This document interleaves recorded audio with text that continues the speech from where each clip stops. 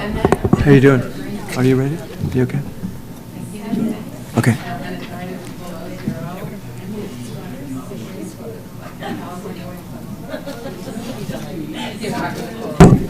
Good evening and welcome to the City of Carpinteria regular meeting for Monday, April 8th, 2024. May we have a roll call, please? Councilmember Solorzano? Here. Vice Mayor Alarcon? Here. Councilmember Lee? Here. Councilmember Nomura is absent, and Mayor Clark. Here. Thank you. Now, may you all join me in a pledge of allegiance? I pledge allegiance to the flag of the United States of America and to the republic for which it stands, one nation, under God, indivisible, with liberty and justice for all.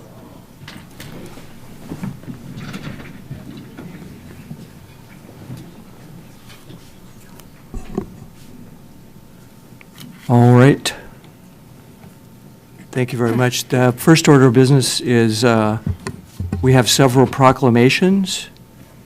And proclamation number one is celebrating the 15th anniversary of the Rotary Club of Carpinteria Talent Showcase. And so we'll read the proclamation out loud, and we'll start with Councilmember Lee and go around the circle here. Thank you. Whereas the Rotary Club of Carpinteria, led by members David Padrell and Ryan Nakasone, held its first talent showcase on February 20th, 2010, at the Carpinteria Boys and Girls Club with over 400 community members in attendance. John Palmetieri has been the master of ceremonies since the very first showcase in 2010, and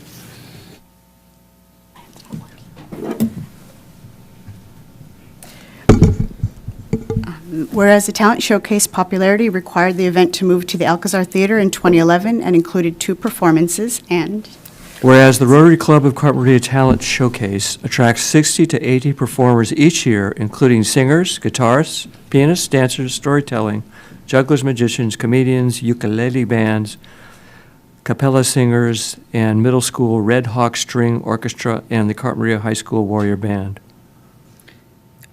And whereas in total, the Talent Showcase has hosted a total of 980 performers, including 485 youth and 96 seniors, and whereas the Rotary Club of Carpinteria considers the Talent Showcase its major fundraiser, and funds raised are to support music programs throughout the Carpinteria Unified School District, and whereas the Rotary Club of Carpinteria has donated over $200,000 towards the purchase of new and refurbished musical instruments and cases, sheet music and books, tuners and recorders, band shirts, music scholarships, academic scholarships, and a visit to the symphony, and Whereas the Rotary Club of Carpinteria strongly believes that learning music changes lives, and it is the club's goal to provide support and promote music education in the Carpinteria Unified School District, and whereas in addition to providing access to music education, college scholarships are now available along with recently added community grants for local projects such as youth arts, athletics, and theater programs, and whereas the Rotary Club of Carpinteria will hold its 15th Talent Showcase on April 20th, 24 at 6 p.m. at the Alcazar Theater, and now, therefore, the City Council of the City of Carpinteria congratulates the Rotary Club of Carpinteria on its 15th anniversary of the Talent Showcase and commends it for the years of providing music programs and instruments to the youth in the Carpinteria community. So, can we have a motion to approve this proclamation? move to approve. second. We have a motion and a second. Any further discussion? All right. All in favor? Aye. Aye. Aye. Opposed?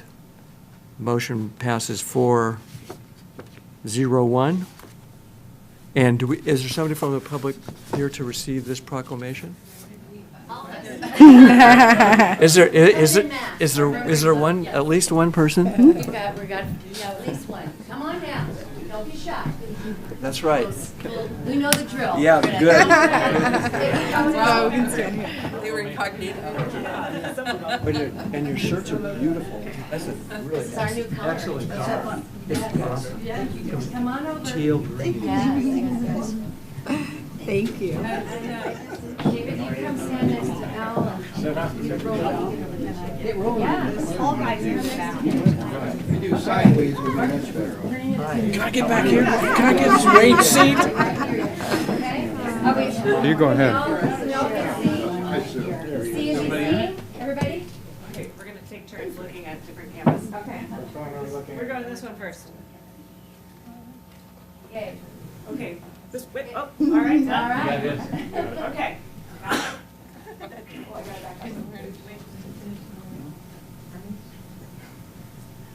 Oh, Michael Yeah, you and too. Oh, we you got guys are the getting screen. blasted by the.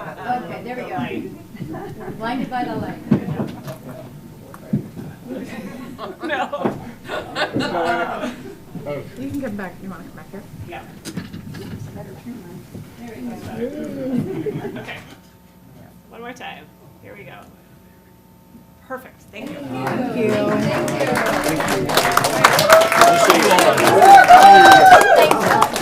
These two are spacing. So we're going. Yeah, he's going to. Yep. Great. Thank you. Yep. Go sit down. Go sit down. I'm using it as a hotspot also. Mine is working. Why? Your internet? Yeah, I know, mine is not. I think it's working. Mine should be fine as long as my phone is charged. Okay. Let's do this. People, is yours working? My internet isn't working, but my hotspot is, it's giving it. Wait till we get Okay, so let me check me. Mine's fine. I think he's ready to. Sorry, we have a lot of technical difficulties all of a sudden right at the beginning of the meeting, so anyway. Please proceed. Right. Mayor Clark, council members, and members of our community. My name is Roland Rotz, and this is my good friend, Mr. David Powdrell. We are two of the many co-directors of the Carpinteria Talent Showcase, and we are honored to receive this proclamation on behalf of the Rotary Club of Carpinteria and its foundation. The Talent Showcase is celebrating its 15th year of annually highlighting music, dance, comedy, jugglers, musicians, and an occasional talking dog. We celebrate it with not only our community, but also our neighboring communities as well, to a sold-out crowd. This began as a brainchild, as you've heard from the proclamation, of Ryan Nakasone and actually David Powdrell here. It has eclipsed into thousands of hours by Rotarians to create the show that it is today. Key community figures have contributed to the show for years, like Osa Olson from the Alcazar as our creative director, and also John Palmentary as our master of ceremonies since the first showcase 15 years ago. I'm actually not sure he knew what he was getting into when he started this. Because Rotary's motto is service above self, we decided to build this showcase as a fundraiser for supporting music in our schools. And that we did by spending over $200,000 on musical instruments, refurbishing instruments, sheet music, stands, performance shirts, and many other needs that they've requested. The school band is growing in numbers and talent every year, thanks to the tireless efforts of Mr. Tom Pavia, their instructor. All of this was possible because year after year, our community and our Rotarians have stepped up to sponsor such an important mission. This year, we have 100% participation from our own club in sponsoring this event. Without the courageous and talented artists who perform each year, so we know that playing music, dancing, and performing changes lives. We see it in the legacy of some of our early talent that have gone on to a much bigger stage. Some of them will actually be highlighted in our showcase, and also some will be performing on stage this year. So, what I know for sure is that Carpinteria has got an incredible array of musicians and artists, performers, storytellers, jugglers, comedians, and they get to get showcased here, and this is such a thrill for us. I believe strongly that Carpinteria could very well be the premier small-town arts community in America, and I just thank all of you for supporting the arts and all of the local artists. Thank you. So, last but not least, when we think about this talent showcase, we want to just remind everybody that the show is coming in less than 2 weeks on Saturday, April 20th at 7 p.m. with a red carpet reception starting at 6 p.m. So come early, get your seat, right? And as we speak, 75 performers are preparing for this great annual event that will be a sellout soon. Tickets, $20 each, and are still available through the Alcazar website, which is thealcazar.org.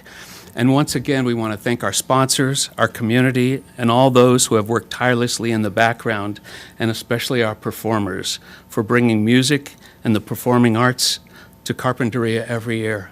Thank you for your time. Thank you.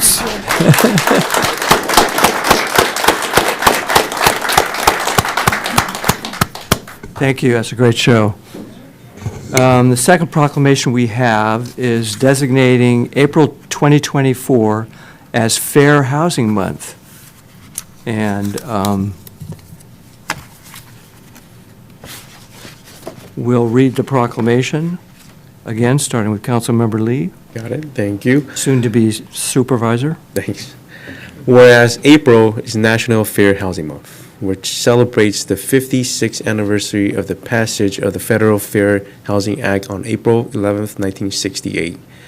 The enactment of this act as expanded prohibits discrimination concerning the sale, rental, and financing of housing based on race, color, national origin, religion, sex, disability, and familial status, and Whereas during the month of April, the U.S. Department of Housing and Urban Development and fair housing advocates will participate in a national effort to promote fair housing with the theme, Fair Housing, the Act in Action, and Whereas the City of Carpinteria's efforts towards advancing equity in housing by partnering with the City of Santa Barbara's rental housing mediation program for the past 17 years, providing education, eviction prevention, mediation, and with successful out-of-court resolution of rental housing disputes, thereby assisting in the prevention of homelessness, and Whereas, according to the 2023 Fair Housing Trends Report, despite the local, state, and federal laws prohibiting discrimination, more than 33,000 fair housing complaints were filed, the most ever filed in a single year, alleging discrimination based on one or more of the Fair Housing Act's 7 protected classes, and whereas as part of the city's participation in the National Fair Housing Month, notice will be placed on the city's website directing residents to information about fair housing and the rental housing mediation program and its services. now therefore be it resolved, the City Council of the City of Carpinteria hereby proclaims April 2024 as Fair Housing Month in the City of Carpinteria and urges all citizens to understand and exercise their right to equal housing opportunity. So we've got to approve this proclamation. Move to approve? no second? Thank you. Any discussion? Seeing none, all in favor say aye. Motion passes 4-0-1, Brian. Is there somebody from the public here to receive this? Okay.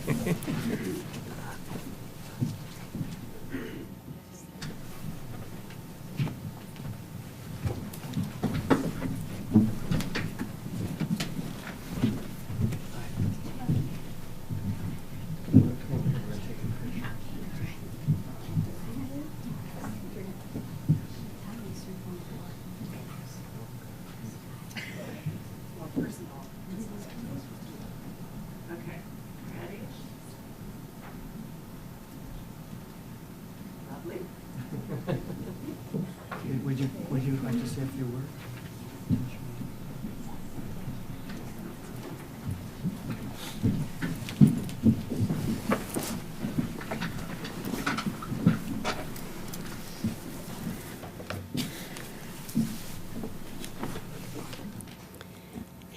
Thank you, Mayor Clark and distinguished city council members for this proclamation.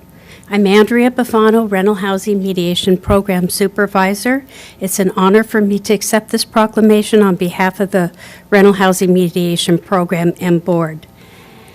Standing in support of this proclamation and here today are City of Santa Barbara Program Staff Raymond Rango, Rental Housing Mediation Specialist, and Diana Santiago, Administrative Specialist Interpreter, and City of Carpinteria, Nick Bobrov, Director of Community Development Department. It is important as a community to celebrate and recognize National Fair Housing Month and the Fair Housing Act. 56 years ago, after the passage of the act, discrimination in housing is still very prevalent and continues to be reported in the highest numbers ever reported. This fact substantiates the continued need for promotion of equal opportunity and access to housing for all. The Housing and Urban Developments theme this year is Fair Housing, the Act in Action. The act needs to be put in action through awareness and education for impact and change to occur at every level within our society, beginning here with our local communities, and that is what we're doing here today. The City of Carpinteria partners with the City of Santa Barbara for the Rental Housing Mediation Program services, which includes the provision of information on landlord-tenant rights and responsibilities and mediation services. The program services are available to the residents of the City of Carpinteria at no cost to the participants. You can reach the Rental Housing Mediation Program at 805-564-5420. Also, the City of Carpinteria, has program brochures and flyers that provide all of the needed contact information for someone to report discrimination in housing. And Brian, the city clerk, has a stack of the flyers and our brochures that are available to the public. Thank you so much. Thank you.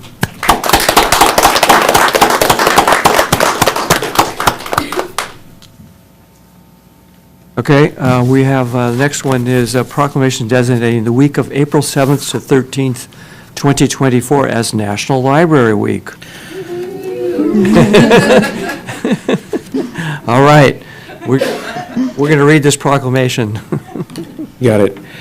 Whereas Carpinteria Community Library adapts to the ever-changing needs of this community, continually expanding collections, services, and partnerships, and Whereas our librarians work to serve all community members, including people of color, immigrants, people with disabilities, and the most vulnerable in our community, and strive to develop and maintain programs and collections that are as diverse as the populations they serve, and ensure equity of access for all. And Whereas the City of Carpinteria, through the support of its library, provides the opportunity for everyone to pursue their passions and engage in lifelong learning, allowing them to live the best life possible. And Whereas the Carpinteria Community Library plays an important role in the economic vitality of Carpinteria and the residents who live here by providing internet and technology access, Wi-Fi hotspots, literacy skills, learning platforms, and support for job seekers. And whereas the Carpinteria Community Library is an accessible, inclusive place that promotes a sense of local connection, advancing learning and understanding, civic engagement, and shared community goals. now, therefore, the City Council of the City of Carpinteria hereby proclaims the week of April 7th to 13th, 2024 as National Library Week in the City of Carpinteria, and encourages all local residents to get a library card and explore the wealth of resources available at the Carpinteria Community Library. So, can we approve this proclamation? Move to approve. Thank you. second? Thank you. Any further discussion? Seeing none, all in favor say aye. Aye. Aye. Opposed? Motion passes 401, Brian. And do we have anybody in the house to receive this tonight?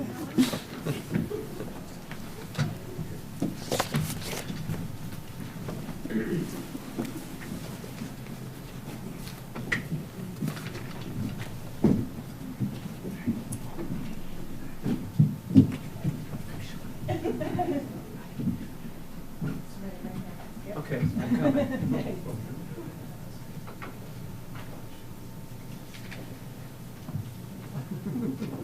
Very nice posture, everyone.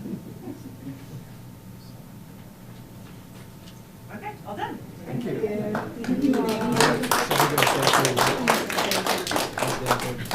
Thank you.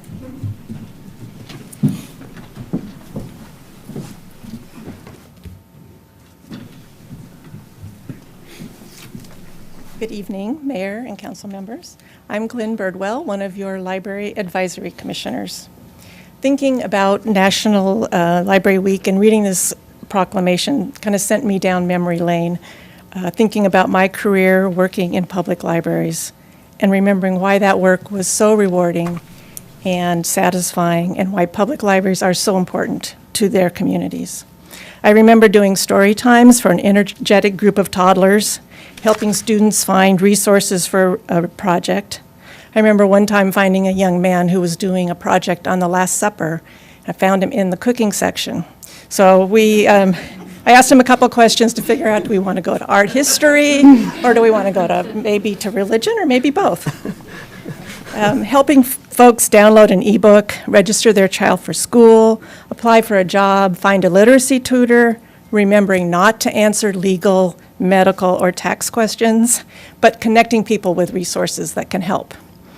From helping a reader find the next book in their favorite series, to organizing a summer reading program for youth and adults, and serving on the emergency management team monitoring social media during a citywide emergency.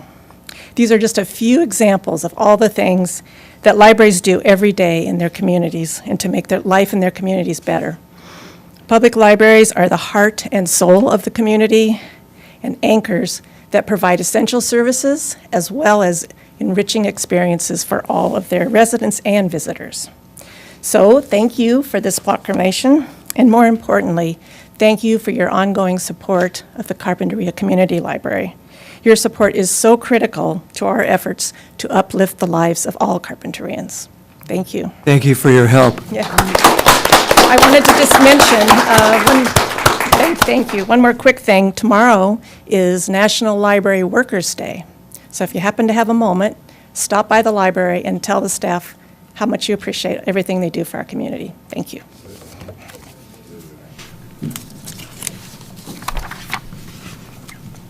And speaking of libraries, next thing on our agenda is a temporary adjournment for the purpose of holding the monthly meeting of the Carpinteria Library Board of Trustees.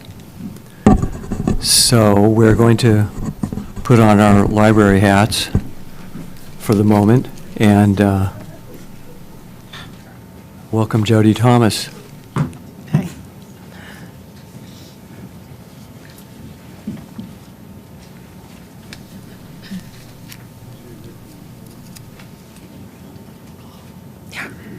All right, President Clark, all board members except for Board Member Namura are present. And for item number 2, I confirm the legal noticing and procedural requirements of the meeting have been met.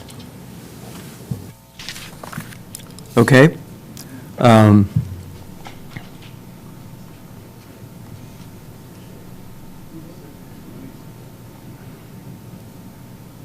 Now's the time on the agenda for public comment on matters that are not otherwise on our agenda tonight, but still within the subject matter purview of the Carpinteria Library Board of Trustees.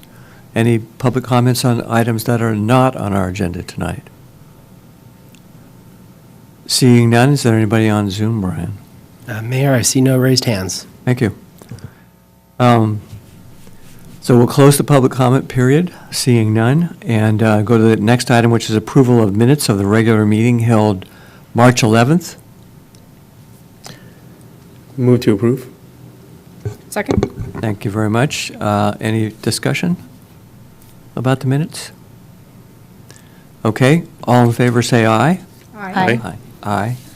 Motion passes 4-0. And the next item is the library report. Good evening. Thank you so much. I wanted to just go through some of the updates. One of the things that we're up to is this Saturday, we begin a 4-part series for citizenship.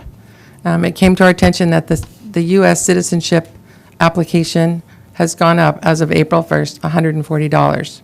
And so a number of people that we know locally applied before the raise of the expense, and so now need to prepare for taking the citizenship exam. So we have he's not retired. We have an attorney who's teaching this course, and this will be our first one, our pilot course. And I think that we anticipate doing this course several times this coming year. And so we're very excited about that. So it begins this Saturday at 10 a.m., 4 consecutive Saturdays. We provide all the materials needed, and there is no cost to participants. Some of you know we've handed out solar eclipse glasses to local residents last week.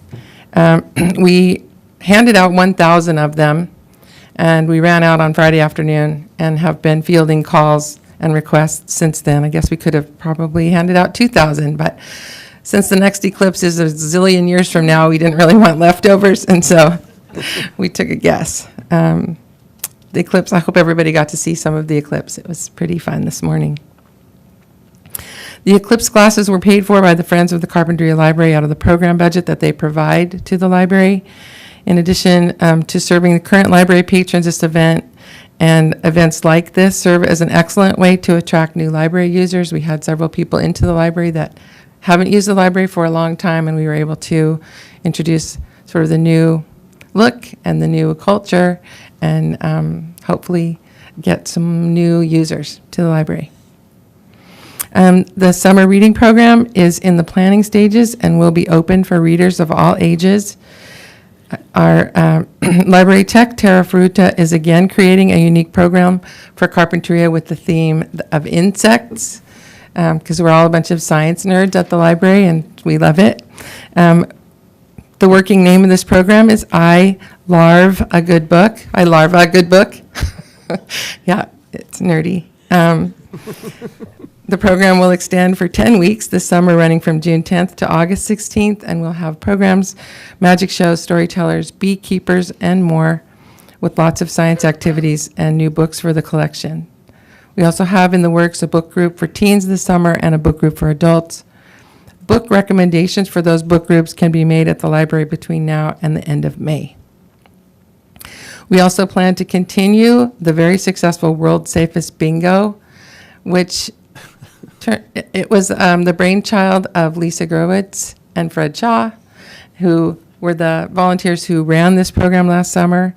Absolutely delightful to go down at the end of the day on a beautiful Carpinteria beach and play bingo, which takes very little thought. You get to spend it with lots of wonderful people. It was people of all ages. It was so fun, and we're going to do it again. So we provide the bingo cards, and the prizes are donated by the Friends of the Library Bookstore and local businesses. The library applied for a small grant from Art Resources Transfer, it's called. This is a nonprofit whose mission is to have egalitarian access to art and literacy. And so they provide the books free of charge, and we get to choose which ones we have in our collection. And as David Padrell said, this is a very artful community, and so I'm working on building more art into our collection. We do have more high school student volunteers at the library. It's end of year. They have some community service hours to complete, and we're so happy to have them helping us with all of our volunteer needs. Eric Castro, the outreach librarian for the library, has just returned from a very cold Columbus, Ohio. Eric came from this beautiful weather here to 7 degrees, he said it was, during the day and below zero at night. The The Public Library Conference is held every other year and brings together librarians from all over the country to learn from each other and be introduced to new ideas and technology. So Eric has a lot of ideas that he came back with from PLA, and we'll be looking at how we can incorporate some of those here. I did want to follow through with the information about the countywide library survey. So you recall last fall, the city council approved, I forget how much money it was, $1,300, $1,600 towards a countywide survey to find out what the voters were thinking about library-specific support. So the survey of 884 county residents, all over Santa Barbara County, was done by FM3 Research. It was done in November of 2023. The potential funding source suggested in the survey was either a 1/4-cent sales tax or a $60 annual parcel tax, either of which would generate approximately $15 million annually for library services and require a 2/3 approval rating. A majority of voters were in favor of a 1/4-cent library sales tax, but that's well short of the 2/3 support needed to put a measure on the ballot. And so the ultimate outcome of that is that this is a no-go for November, and that we need to do a lot of promotion about what libraries do and come at it again another year. This is not this fall. There's a lot of information available from the county about this. If you want more information, I can get it for you. We have about a lot of slides with the questions and the percentages and how it all broke out. But the outcome is that it doesn't look viable for this election in November. And that's kind of it for today. Do you have any questions? All right. Any questions? Yeah, the citizenship Yes. course sounds amazing. Yes. How did that come about? Was that residents requesting it, or did one of your staff hear that there was a need for it? A couple of our learners who are working with literacy tutors were working towards this. And then when we discovered that the price had gone up for this process, we started asking and discovered that there were people who had sort of, before they were really ready to get into this process, there they were. They found themselves, needing to make sure that they were ready when they got a date, an appointment for their exam. And then is the course going to cover just the questions on the citizenship test or the whole process? My husband went through the citizenship process, and we had to do interviews, and then he also did the test itself. And so Yes. is that something that's going to Yes. be covered also? Yes, I think it's going to be the whole process. This first 4 sessions, it's going to be sort of memorizing those questions and answers with a map to answer the geography questions and that kind of thing. And then I would love us to run mock interviews and, have some experience. I think it's a high-pressure situation, right? I've known people who've gone through this process, and it's very nerve-wracking and scary. And so, yeah, we'd love to help people all the way through. That's Yeah. great. That's really great to hear about. Thank you. Thank you. Yeah, that's awesome. Oh, and I just want to give a shout out to the world's safest bingo, because I read some of the numbers last time, and it was just, you're right, it's a really positive event. It's for kids, Yeah. seniors, parents, everybody.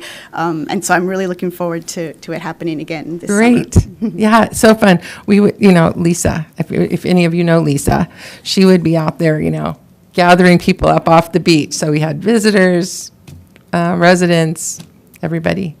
Wet people who just came out of the ocean. It's really fun. Yeah. All right. Can we make a motion to receive the report? I move to receive and file the Carpinteria Community Library Report. Thank you. Second? Thank you. All in favor, say aye. Aye. Aye. All opposed, say 0. All right, motion passes 4-0. And we will now adjourn the meeting of the Carpinteria Library Board of Trustees, and we'll reconvene the regular city council meeting. And the next item up is public information reports, which may include updates on law enforcement activity in the city. Good evening, Mayor, City Council, city staff, those present in the audience this evening, and those listening at home. Just a couple of things to report on since your last meeting. On Sunday, March 24th, just before 1 in the afternoon, deputies were advised that the California Highway Patrol needed assistance. They were following numerous motorcycle outlaw biker gang coming southbound. The riders weren't being very courteous to people, shall we say.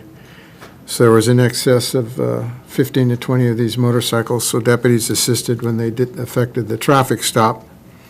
And during the traffic stop, we had one of our canines who does weapons detection. It's based on the gunpowder.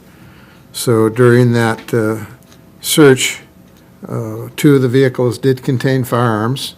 The firearms were seized, and 3 subjects were taken into custody, released to the CHP for booking. So again, we also assisted transporting the subjects to the jail for the CHP. That occurred on, again, Sunday the 24th, a little before 1 in the afternoon. That was 101 at 150 in Carp Avenue, the general vicinity.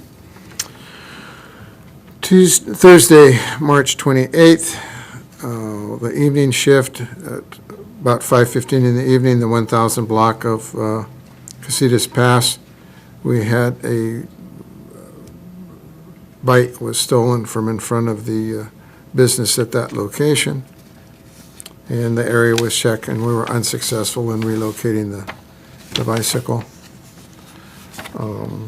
Also that evening, a little after 11, Via Real and Casitas Pass, we did a traffic enforcement stop for the vehicle being unregistered, and the driver ended up being driving under the influence, so he was taken into custody.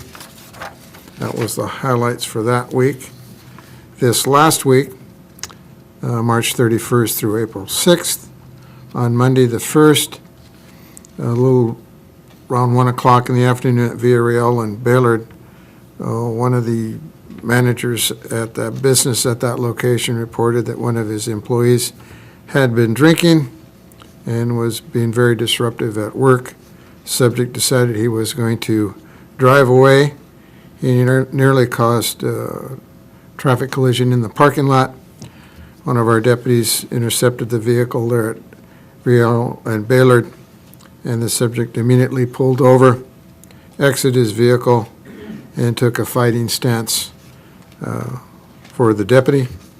The deputy was able to take the subject into custody by tackling him to the ground and taking him into custody. The subject blew a .29 and a .30, which is about 3 times the legal limit. So, and this gentleman lived on East Camino Cielo, so there's no doubt in my mind he either could have killed himself or in a traffic accident between here and East Camino Cielo. There's a lot of mountain roads and a lot of dangerous roads.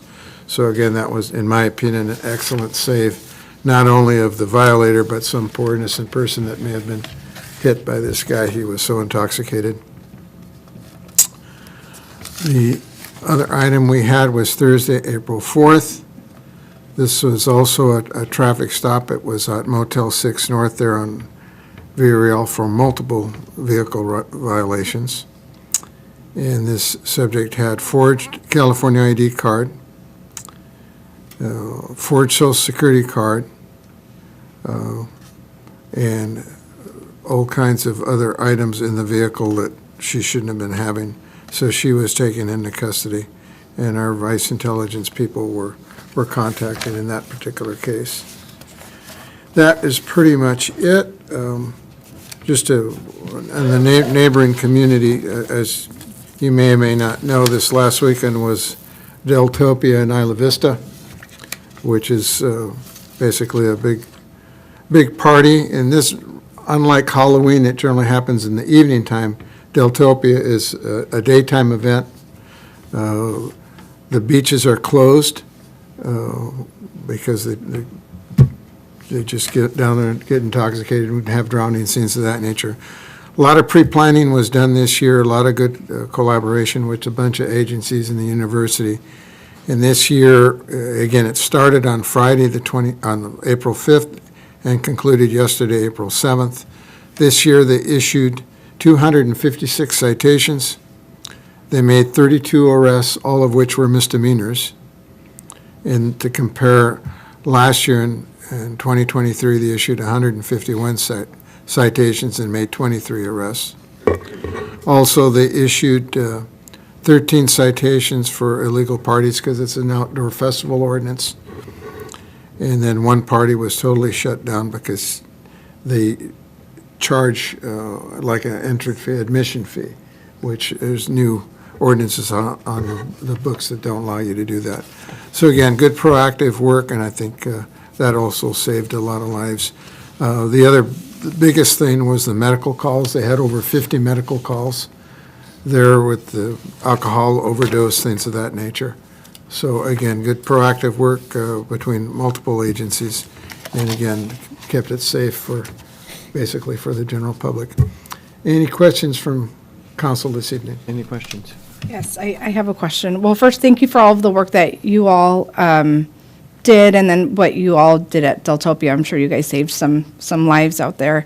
Sometimes in Carpinteria, what I hear is that there are, for minor violations or what looks like a minor violation from the outside, it seems like there's almost too much enforcement for maybe if it's a stop, and then there ends up being 3 or 4 police officers that come up on the scene.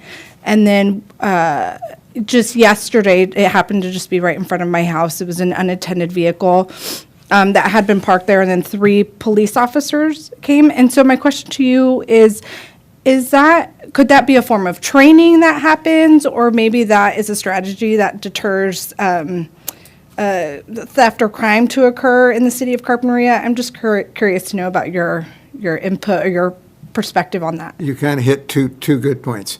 Again, we have a lot of newer deputies that they are in training or just off of training, and that's a good learning tool for them, number one. Number two, there's no better deterrent than to have, for lack of a better term, that show of force. If you have, good competent deputy can generally handle a call by himself, but that could escalate to something more serious, and rather than let that occur, and since we do have such a small community, the guys have learned pretty much to support or back up each other, and that's a good thing, because that causes people to think, well, am I going to do something stupid and try and run or try to attack the deputy? And that prevents a lot of that. It really de-escalates something that could potentially be a problem. So that's what we encourage our guys and gals to do, to support each other and be out there. So, yeah, to the general public, it may seem like an overkill, but again, I believe me, it's not only for the safety of the deputies involved, but it's also for the safety of the general public.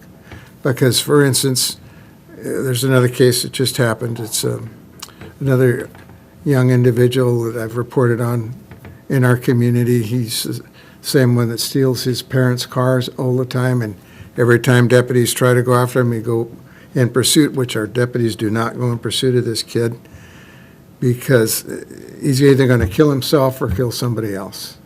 You know, it generally happens after midnight. There's not that much traffic around anyway.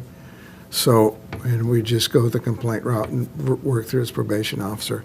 So, you know, sometimes the perception is bad, but I think what everybody needs to do is look at the big picture, and it's more beneficial to the community to handle it in this fashion and manner than let the small things slip away from us, shall we say. Thank you. Anybody else? On the stolen bike, I saw on social media that somebody had observed somebody else throwing a bicycle into the creek, and this was yesterday. Did you guys look in the creek at the footbridge? I don't, because this was the week before. Oh, okay, so maybe a different bike. just like another one that I'll report on next time. The deputies, the other day, I believe it was Sunday, it was Sunday, went on foot patrol along the beach and saw an injured seal. And they called Fish and Wildlife, and they came and responded. So that was a good thing, just that casual deal of just checking the beach, and they come Yeah, across an yeah, injured seal. that's So good. that was a good thing. Last meeting, you reported on, I think it was 2 or maybe 3 crimes that you responded to at 1,000 Concha Loma.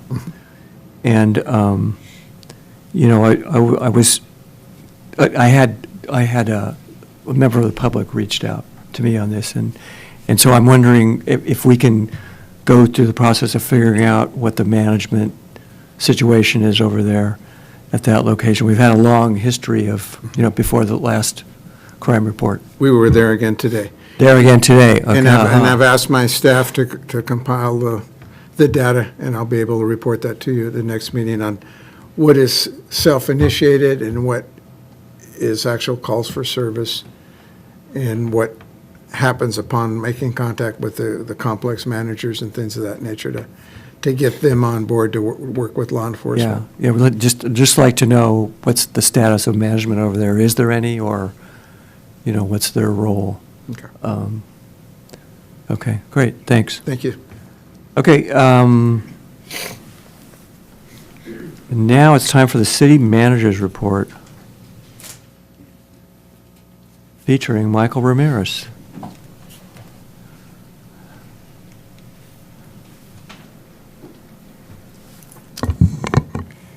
Yes, thank you, Mayor, Council, and public. So, as always, we have a report with maybe things not arising to the level of full-on agenda items, but are more updates in nature. We are happy to take questions after, and can also, if there's a great interest, could return this back with a future agenda item. We'll be joined shortly by Nick Bobroff from Community Development, and also John Lawson to speak to some things that are Public Works related. In some of the field of recreation, exciting, the Monte Vista Dog Park ribbon cutting ceremony for the off-leash dog park will be Saturday the 13th at 11 a.m.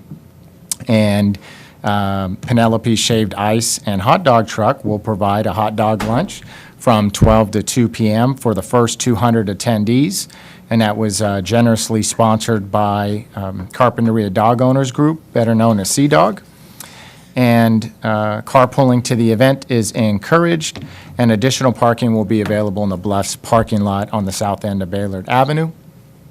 Regarding recruitments, the assistant city manager selection is complete, and we expect them to start on April 29th, being the first day. And also the Parks, Recreation, and Community Services Director is in completing their background check, and we have a tentative start date for them of May 20th. We also have an accounting technician position available. The first review of applications will be on April 11th. This is the person that helps us process all our paychecks and things for staff, amongst other things, but they're always a staff favorite, the person who's helping us get paid. So come and join our team. And the aquatics superintendent position, so this position has been underfilled. Rather than hire a superintendent, we hired another coordinator level person. And so now that will be managed by 2 coordinators who are very complementary in their skill sets. And we're excited about them working together, and then overseen directly by the director, future director, as their management.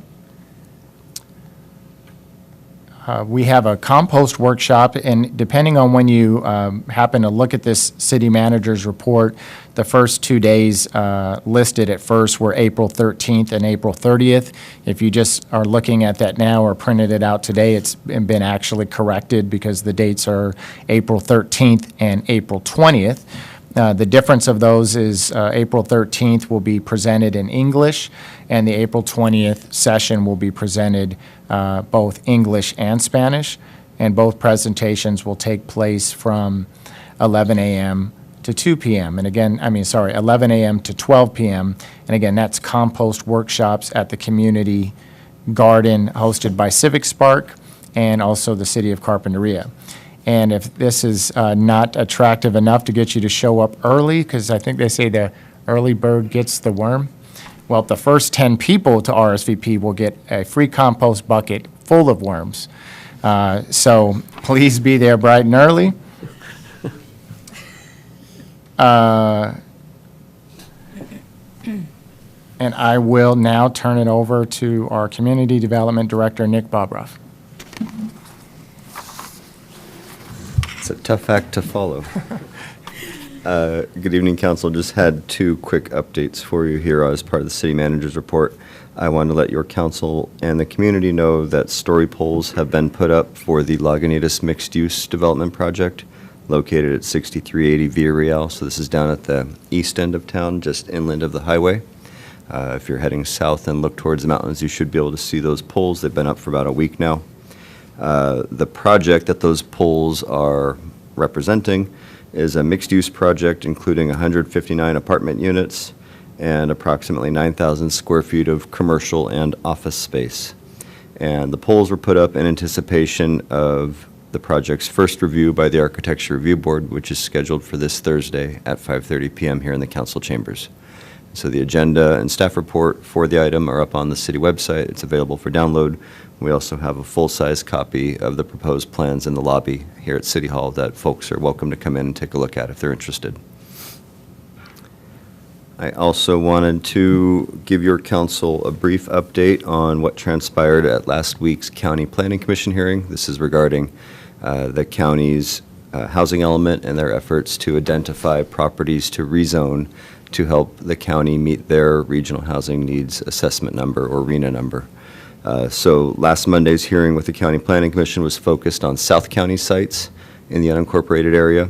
Included up on the list were 3 sites that are located right on the city's border, known as the Baylord site at the top of Baylord Avenue, and then 2 different Van Wingerden-owned sites, one up across the street from the high school, and the other one is down at the west end of town, directly behind the Casas de las Flores property. And your community development staff submitted a letter ahead of the meeting and spoke at the hearing advocating for the removal of all 3 of those sites from the county's list. Ultimately, the County Planning Commission decided to recommend that the 2 Van Wingerden sites remain on the list and be included for rezoning. They did, however, decide to not recommend rezoning of the Baylord site. And so that recommendation has been passed along to the Board of Supervisors now, and the Board of Supervisors will be considering the rezones at their upcoming May 3rd hearing. And again, we plan to participate and continue to advocate for what we believe is in the interest of the city.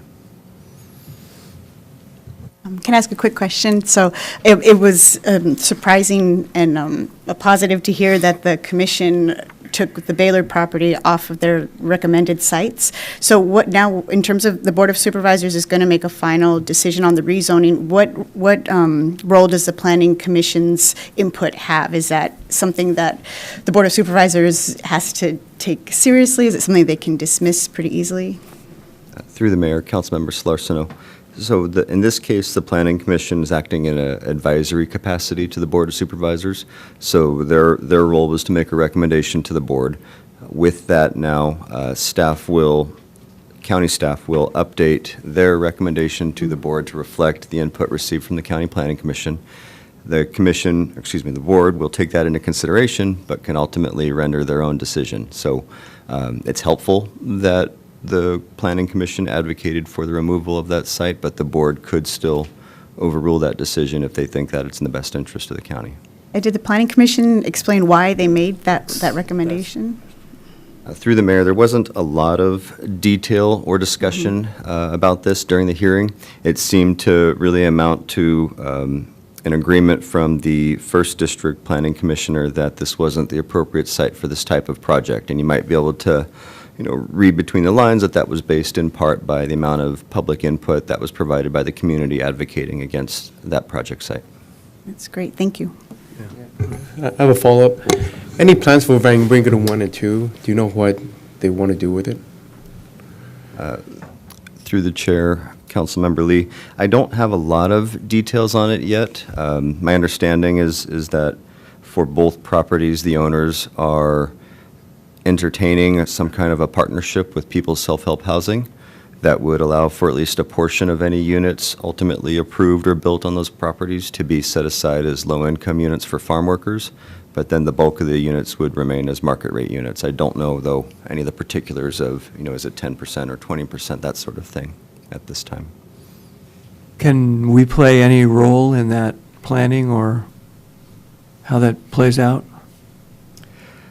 Mayor Clark, in which way, I suppose, in terms of advocating for? Well, since we're going to have to annex them, right? I see. So at this point, I think we're still in just the preliminary discussions, I suppose, of whether these properties ultimately get rezoned or not. So there's an opportunity for your council or staff to participate in that process, both at this May 3rd Board of Supervisors hearing, and ultimately, if these sites are approved by the board, then with the California Coastal Commission, who would also have to approve these rezones before they would take effect. If the rezones take effect and are ultimately approved by the county and the Coastal Commission, then that's when a developer, could conceivably come in with a proposed project, and there could be an opportunity for us to, in that event, to sit down with the property owners or the developers and get a seat at the table to talk about, what our concerns or interests are. Okay, thanks for explaining the process.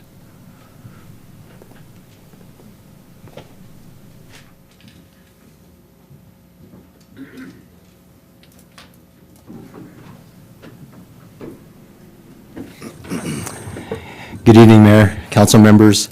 The other part of the senior manager's report is regarding FEMA, more particularly the FEMA restudy. There has been some development regarding FEMA's delivery of products based on the FEMA restudy. Just to give you a refresher on this one, the FEMA restudy that I'm referring to is the restudy of the Carpinteria watersheds. If you recall that one, that's basically a hydrology analysis of the watersheds, Carpinteria Creek, Santa Monica Creek, Franklin Creek, within our jurisdiction. FEMA is not just doing Carpinterias, by the way, they're also doing Montecitos as well as other watersheds in Santa Barbara County. So that's the FEMA restudy. And the particular deliverables that I'm talking about are products that FEMA has provided the city staff are preliminary flood insurance rate maps, or FIRMs. So flood insurance rate maps determine, or actually show, the special flood hazard areas and other flood zones within the particular area, in this case, city of Carpinteria. So these preliminary flood insurance rate maps are not in effect yet. There's actually there's be procedures that FEMA needs to follow in order to make them effective. The last time flood insurance rate maps were updated was back in September 2018. So we have flood insurance rate maps, or excuse me, preliminary flood insurance rate maps in our possession. We have not yet scheduled a meeting with FEMA to go over these flood insurance rate maps.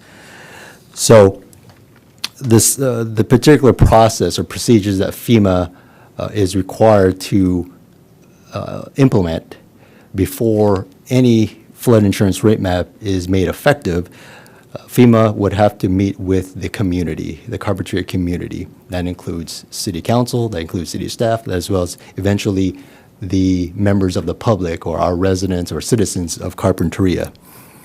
So there's going to be about 3 steps to this process, or stages or phases to the procedures of FEMA. The first step is meeting with city council and meeting with city staff concurrently. And FEMA calls this a community coordination and outreach meeting. The second phase of the procedures is FEMA scheduling a flood risk open house. I didn't make up these particular names. FEMA calls it flood risk open house. So what that is, that particular forum will be for the general public or citizens to participate in. The venue of these meetings have not yet been determined, and once FEMA provides information about those venues, you will be informed about that. And the last phase that FEMA's procedures is a 90-day appeal and comment period. So members of the general public, just like any other public meeting, they are afforded an opportunity to submit comments during a 90-day appeal and comment period. So that particular period has also not been determined. But I wanted to provide you this information, really heads up, that these preliminary flood insurance rate maps are coming, and it does affect the entire community. And with that, that concludes my report on preliminary flood insurance rate maps. Any questions? I guess not. Okay. Thank you. Yeah, thank you. And I'll end by reminding people that the annual household goods and hazardous waste collection event is this Saturday from 9 a.m. to 1 p.m. here at City Hall, 5775 Carpinteria Ave. So bring your household goods and hazardous waste materials. If you have any questions about what you're able to bring and not bring, you can look to the city's website or contact our environmental program manager, Erin Maker, and she can be reached at, her line is 805-880-3415. And that concludes the city manager's report. Mayor Clark, can I ask one follow-up question? Yeah, of course. I saw in the staff report, it wasn't mentioned, but that the Agewell is going to be having a lecture, part of their senior lecture series on Thursday, April 11th, and it's going to be on an update on the rules regarding housing, and I thought that might be something that's of interest to people who are listening in. I wanted to ask if people have topics that they'd like to submit or recommend for the senior lecture series, what's the best way for them to get in touch with the city? Would it be through Jenna Jenkins, the new Agewell representative? Yes, Councilmember Solosa and I would have them reach out to Jenna Jenkins. Her email is Jenna, Jena, J @carpinteriaca.gov. Great, thank you. And I've got a follow-up question for Nick. I was reading the staff report subsequent regarding the Baylord site that the county planning commission had noted that since it was a builder's remedy application, it still may happen. So, do you know the process of what builder's remedy means, and what is that? What does it mean for us? Mayor Clark, that's got a lot to it. So the builder's remedy is a provision of the Housing Accountability Act that comes into play when a jurisdiction is out of compliance with its housing element. And so in this case, in the case of the county, they were out of compliance up until just recently. They're on their way towards being at least temporarily back out of compliance here shortly, if not already, because they haven't completed their rezones yet. And so when a jurisdiction is out of compliance, it opens the door for a developer to apply for what's called one of these builder's remedy projects. And basically, it gives a developer much greater flexibility to propose a residential infill project that doesn't have to really adhere to the local jurisdiction's zoning code or general plan policies. Right, so it can go well above the maximum allowed density or well above the maximum allowed height, so on and so forth. With I think just a very minimum kind of commitment of affordable units as sort of the trade-off. And so the Red Tail project was previously resubmitted to the county during this period when they weren't in compliance as a builder's remedy application, and that locks in this ability for the Red Tail developers to fall back on this builder's remedy option if the county ultimately doesn't approve the rezone. In this case, it's a little bit unclear what that means because the application of builder's remedy in the coastal zone is untested largely. And so, it appears that it does apply to some degree, but it's not as straightforward or as, definitive, I suppose, as it is outside of the coastal zone. So for instance, it appears that even under this builder's remedy scenario, the developer may still have to go through their own developer-funded rezone initiative, in which case that would still be appealable through the Coastal Commission's process. So there may still be, some exercise of discretion, both by the county and even the Coastal Commission in this particular builder's remedy application. But like I said, it's sort of a untested area of state housing law, and so there's not a lot of certainty one way or the other. But presumably, we'd have an opportunity to participate on one or all of these levels. Absolutely. To the extent that there still are public hearings, we'd have the opportunity to participate and make our concerns known.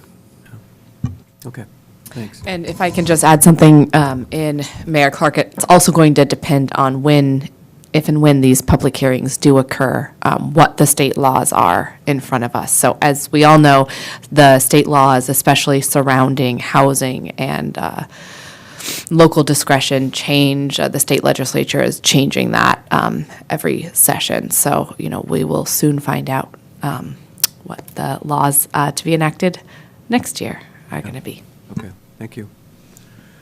All right, we're going to go to public comments for items not on the agenda here this evening. Do you have any speaker slips, Brian? Mayor Clark. I'm sorry. Sorry, just a quick interruption. I think we have public comment on the city manager's report. And then, sorry. Unless I missed this, Nick, do you also have, Nick also has the Planning Commission actions report. Oh, okay. So Okay, if you want to take public comment on the city manager's report, and then we can go to the Planning Commission actions report and take public comment, questions from council members, public comment on that, and then we can move on to Why don't we do general the public Planning comment. Commission actions first and then do the public comment? On both of those? Yeah. That works for me. So if we want to do the Planning Commission actions Yeah, and then yeah. public Sorry, comment on both I of those. missed that. Okay. Thank you, Jenna. So last Monday at Planning Commission, the commission had just one item on their agenda, which was the Bono duplex addition and remodel. This was a request for a conditional use permit and coastal development permit to allow a second floor addition and remodel to a existing legal nonconforming duplex located on the corner of Dorrance and Holly. And the commission voted 4-0 to approve the project as submitted. And that concludes my Planning Commission action report, unless you have any questions. All right, thank you. All right. Now we'll vote to receive the city manager's report.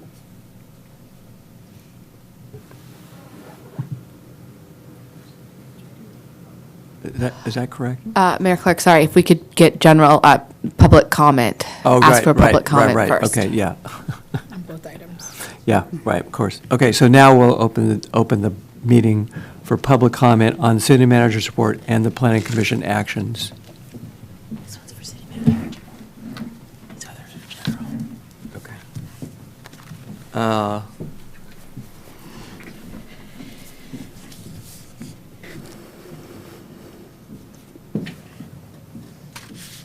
So I guess there's one from Rogelio Delgado, and that's concerning the rezoning that we just talked about?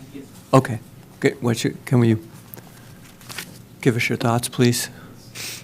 Yes, thank you. I am Rogelio Delgado, Carpinteria resident. Last Saturday, there was a huge meeting at the Casitas Village condo complex.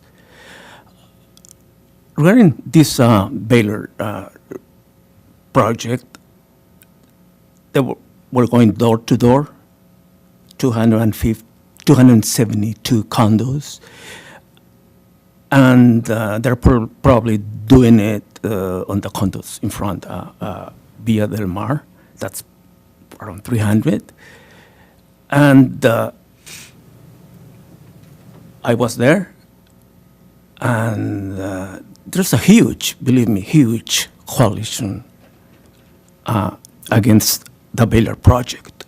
I mean, attorneys, and most important, residents there, because a lot of issues, mainly, number one, safety.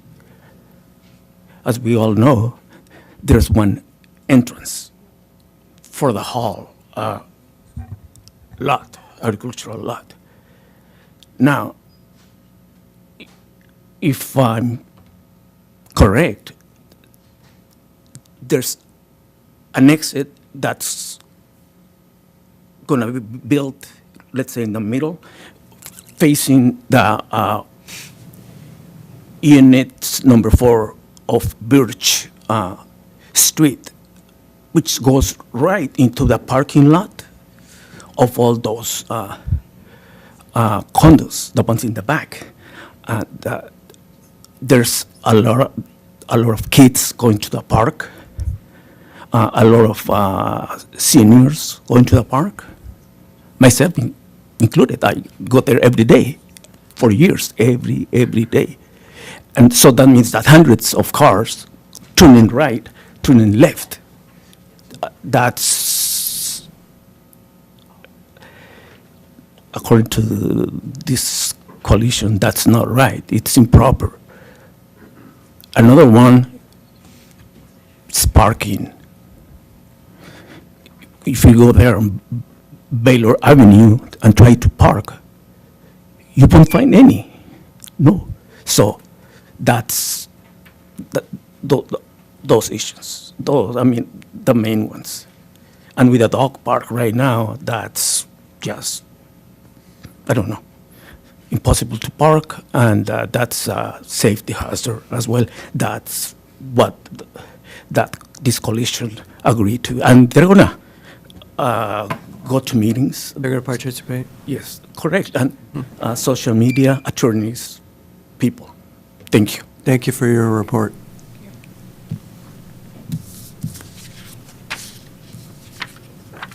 Okay. Now do we vote to approve the city manager's report? Was that? Mayor Clark, if that's the end of public comment on both the city Oh, yeah, I didn't manager's check with report Zoom. and the planning commission actions Yeah. in the room and on Zoom. So Mayor, we have no raised hands Okay. for either city manager's report or planning commission actions. Okay. And then just a quick clarification, just I think sometimes information isn't always super clear, but the rezonings that the city manager was discussing and the Baylor project are within the jurisdiction of the county. And so the county has jurisdiction over those decisions. And I think part of the city manager's report will be updating council on when those decisions are coming before County Board of Supervisors. Oh, no, that's excellent. Yeah. Thank you. All right, can I get a motion to approve the city manager's report and the planning commission actions? Move to approve. Second. Thank you. Any further discussion? Seeing none, all in favor say aye. Aye. Opposed?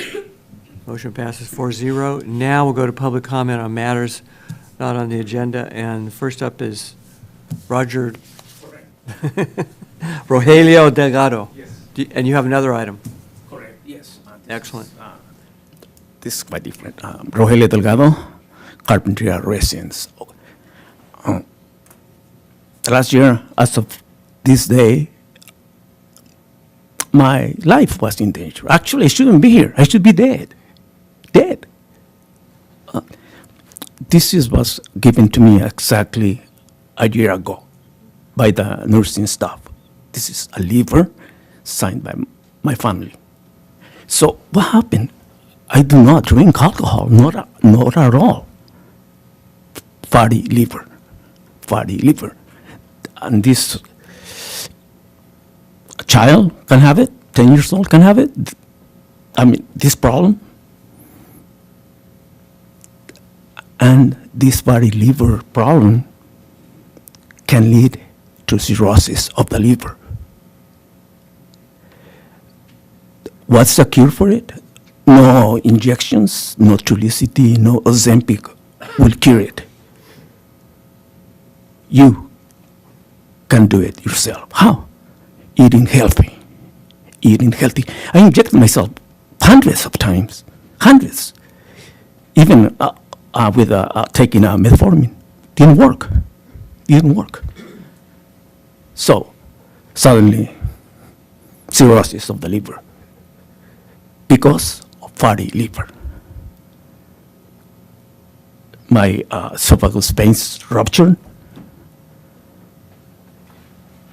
Cancer developed, stage 4 cancer. Cirrhosis, stage 4. Was done. I was dead completely. April 5th, I got the call. We have a liver for you. Someone just passed away, and out of thousands and thousands of people waiting for a liver, you are the one. I went to this morning to see my doctor in Santa Barbara, Dr. Vincent De Rosa. He said, Rogelio, Cedars-Sinai does 106 liver transplants per year, but thousands die. Today, I have sent somebody else there. Who knows? He might die. I didn't die. I'm here, and so save lives. Go to a DMV, talk to your doctor. Donate your heart, your kidneys, your liver, your cornea. You can save 8 lives. So I'm doing this in Mexico City right now, talking to people, and I'm talking to you. I'm talking to the community. Please do it. Save your life and save lives. Let's do it. We can do it. Someone had to die to give me a life, which I thank God, because I have 3 daughters, small daughters, and a wife. And please do it. Do it. Thank you. Thank you for that report.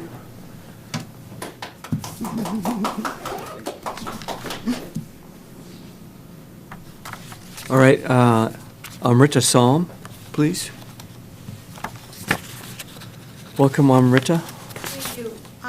I'm here with 2 hats. One is president of HopeNet of Carpinteria Suicide Prevention Group here locally. May is Mental Health Month nationally, and the County of Santa Barbara is involved in Light Up Green for mental health. Many organizations, including the City of Carpinteria and Carpinteria Children's Project and the Women's Club, and businesses are requested to put up green lights and put up posters that are provided by the county. County does not provide the green lights, but the city has them from last year, so they're going to put them up. So if anybody in the community would like to have a poster on Light Up Green Mental Health Month, if they could please contact us by email at hopenetofcarp@gmail.com. Tell us how many signs you want and where they're to be delivered, whether to your home, if you can put them outside of your door. A lot of condos don't allow signs, so for those people who are in separate houses or whatever, please join us and all the rest of the community and the nation in celebrating mental health. That's the end of my HopeNet report. As an individual, I'm here to speak about the housing situation in Carpinteria. There are many housing projects coming before the city that will receive bonus density concessions, waivers, or reductions to development standards such as building height, fewer than required parking spaces, among many other things. because they are providing one or more low-income housing units within a housing project.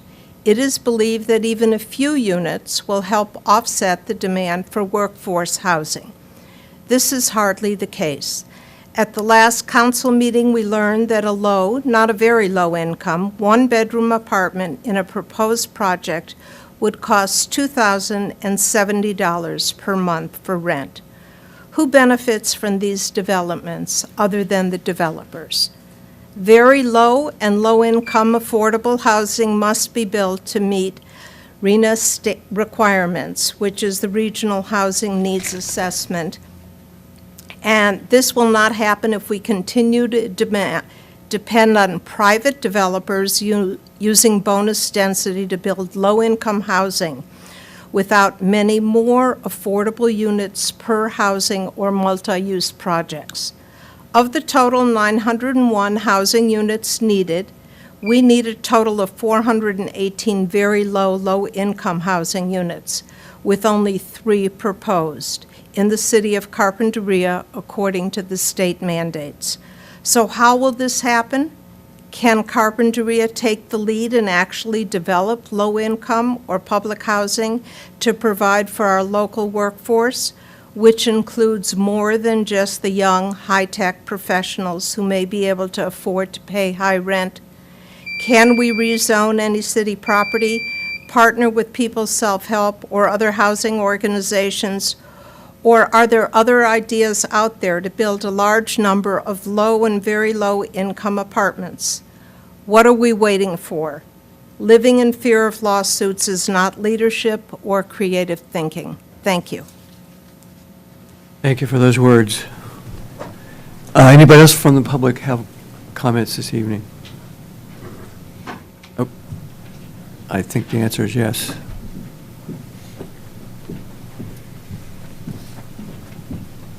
The general public, and this one's for legislative update. Patrick raised his hand. Patrick O'Connor. Thank you for raising your hand and submitting a slip. Thank you, Mayor and Council and staff. Wanted to comment on the Suncoast Rental Project decision last week. That was a tough call you guys made, and an important one. I just want to make an observation and a recommendation. There were a couple of key provisions in that decision that were covering the density calculation and lot coverage, and arguably setbacks in general, that were informed by very well-intentioned, but I think very risk-averse interpretations that effectively subordinated our own ordinance language in favor of, in some case, even future language that hasn't even made it into our ordinances. Interesting description of that was, that's our language. That's our ordinances that were superseded. Again, it's well-intentioned. I think it's very risk-averse.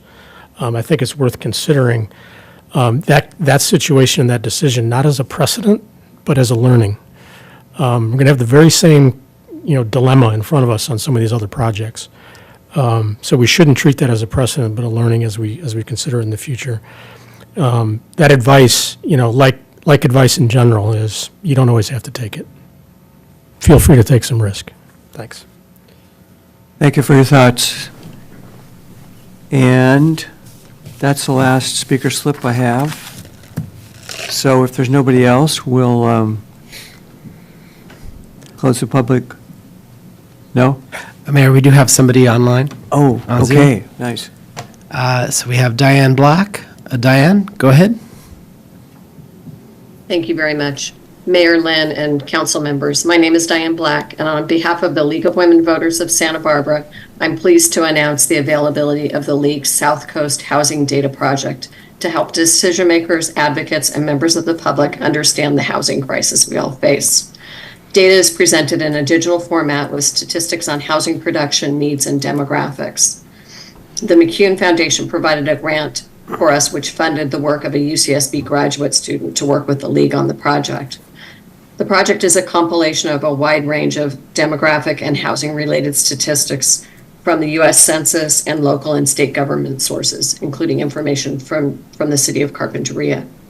It includes information on housing production, rental and ownership units, cost burden, commuter trends, job growth, median rent and ownership prices, and income levels of various occupations in the community.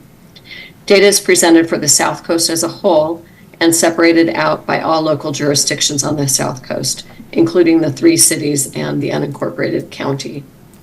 The data is in digital format, allowing people to explore an interactive set of links, statistical charts, and infographics that provide context and show the interrelationships between different data sources. The project is really designed primarily as a conversation starter, and the goal is to encourage decision makers and the public to explore and discuss the many complex factors that influence our housing situation, and hopefully reach consensus on solutions. The League invites everyone to explore this South Coast Housing Data Project and share it widely, and it can be accessed publicly on lwvsantabarbara.org. And sort of building off of a previous speaker, the League has identified 3 strategies to address affordable housing needs in the South Coast, and those include quickly enacting permanent revenue sources at the city and county levels to fund the construction and repairs of deed-restricted housing that is affordable at the moderate to low income levels. Accelerate and prioritize the development of 100% deed-restricted affordable housing projects on publicly owned lands, so that we can avoid, 80 or 90% of the units being market rate for the 10 or 20% that we get as inclusionary or bonus density. And finally, guaranteeing a local preference so that any new housing that's built as a result of these housing elements goes first to those who live and work on the South Coast. Thank you very much. Thank you for that information. Appreciate that. Anybody else, Brian? Yeah, Mayor, that is it. That concludes Zoom comment. All right, thank you. Okay, we'll go to the consent calendar. All right, I move to receive and file the expenditures for the period beginning March 18, 2024, ending March 29, 2024, and adopt resolution number 6302, 6303, 6304, and 6305, congratulating the Carpinteria of the Year for 2023, the Junior Carpinteria of the Year for 2023, the Volunteer of the Year for 2023, and the Outstanding Community Business of 2023, respectively. And to approve and adopt resolution number 6307, declaring certain city-owned property equipment as surplus assets and authorizing disposal. A second. All right, we have a motion and a second. Any discussion? Seeing none. All in favor, say aye. Aye. Aye. All right, motion passes 4-0, Brian. And now we're going to item number 7 on the agenda, which is resolution number 6306, the road maintenance and rehabilitation account fiscal year 2024 project list.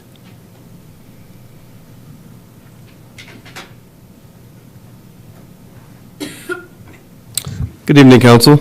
Tonight I'm here to present on Resolution 6306, adopting the road maintenance and rehabilitation account for fiscal year 24-25 project list.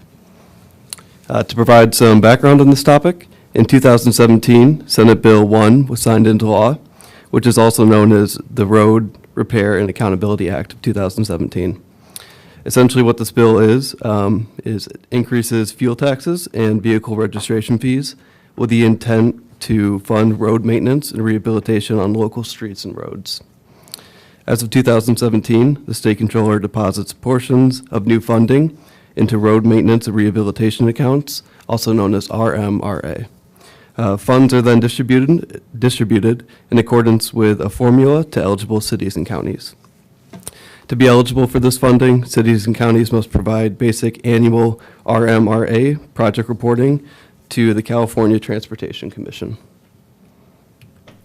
As for this particular item, RMRA funds are to be used for road maintenance and rehabilitation, such as safety projects, railroad grade separations, traffic control devices, and complete street components, including active transportation purposes, pedestrian and bicycle facility projects, transit facilities, and drainage and storm water capture projects. The general intent of SB1 is that recipients of the RMRA funding be held accountable for the efficient investment of public funds to maintain local streets and roadways, and are accountable to the people through performance goals that are tracked and reported. Some key requirements of SB1 are as follows. To be eligible for RMRA allocations, recipients must submit a project list to California Transportation Commission highlighting the projects they intend to fund. The project list must be adopted by resolution at a regular public meeting, and that is, and this requirement is the focus of tonight's resolution. In addition to the project list, the city must also submit detailed expenditure reports for each fiscal year where RMRA funds are received and expended to the California Transportation Commission. This requirement is to be satisfied by October 1st. And then lastly, the city must sustain a maintenance of effort, or MOE, by spending at least the annual average of its general fund expenditures during fiscal year 9-10 through 11-12 for street, road, and highway purposes from the city's general fund. So the annual project list submittal follows this right here. And so the local agency adopts SB1 project lists and submits to the California Transportation Committee by May 1st. From there, it goes to the California Transportation Committee, or Commission. They review the submittals for completeness and report to the state controller the jurisdiction eligible to receive RMRA funding. Then lastly, the California State Controller appropriates RMRA funds for the eligible agencies. For our project list, which is Exhibit 1 in your resolution, it illustrates that the city will be using its fiscal year 24-25 road maintenance and rehabilitation allocation for the 2022 pavement project. The city is expecting to receive an estimated $336,667 in RMRA funding for the fiscal year 24-25, which is an increase of nearly 10%, all of which will be directed to the 2022 pavement rehabilitation project. And with that, it concludes my report, and I open it up to questions. Just a question for clarification. So then we're going to be talking about the pavement rehabilitation project later on in the meeting. And so these SB1 funds, are they for the same projects that are on that plan? Through the mayor. That's correct. Yeah, we do intend to use these funds to support that project. Okay, good. I was just trying to make sure to connect the dots where everything was going. So, okay, thank you. Mm-hmm. So do we get these funds every year? We do, yeah. The percentage changes our allocation. So last year, it was around 320-something thousand. This year, we're going to see a 10% increase, and that's just based on our allocation from fuel tax and registration fees. Okay.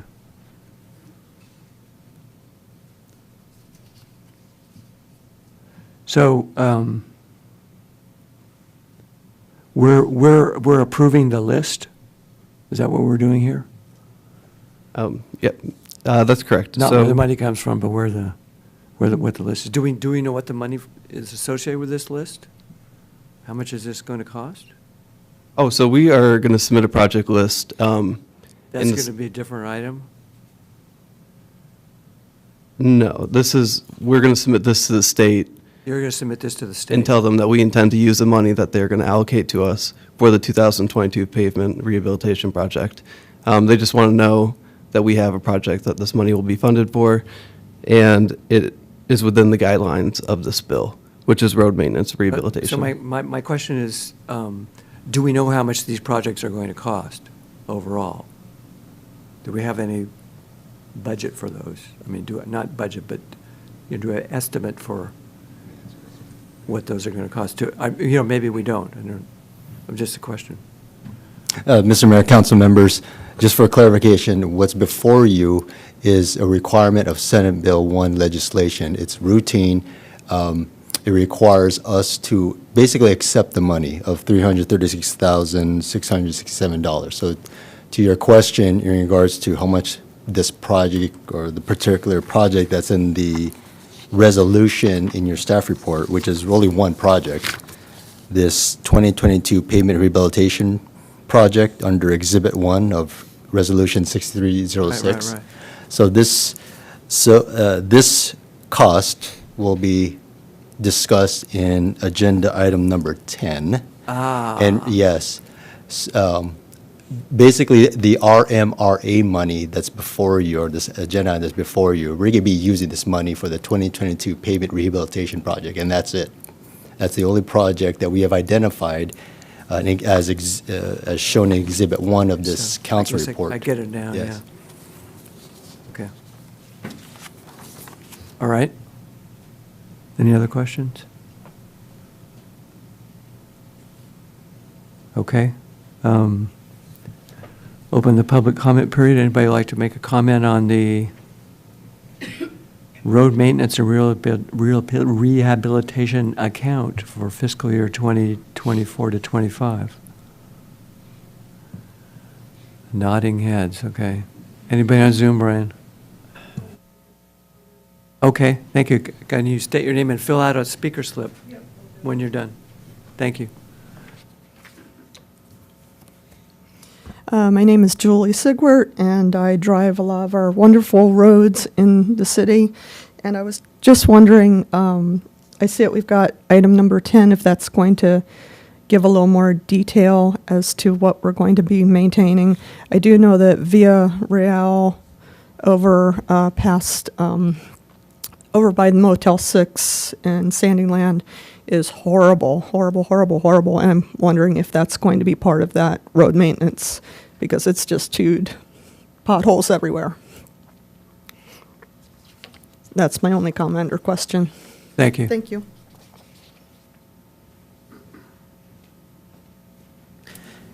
Anybody else? So I guess the answer is that's coming up tonight. We're going to Mr. approve Mayor, that tonight. That's correct. We'll Correct. be discussing agenda number 10, Yeah. but a quick answer to the public speaker, yes, it is part of the project. Yeah, okay. Thanks. No, good question. Okay. Anybody on Zoom? Mayor, we have no raised hands. Okay, I'll bring it back to the city council. I move to adopt resolution number 6306 as read by title only. Second. Okay, a motion, a second. Any further discussion?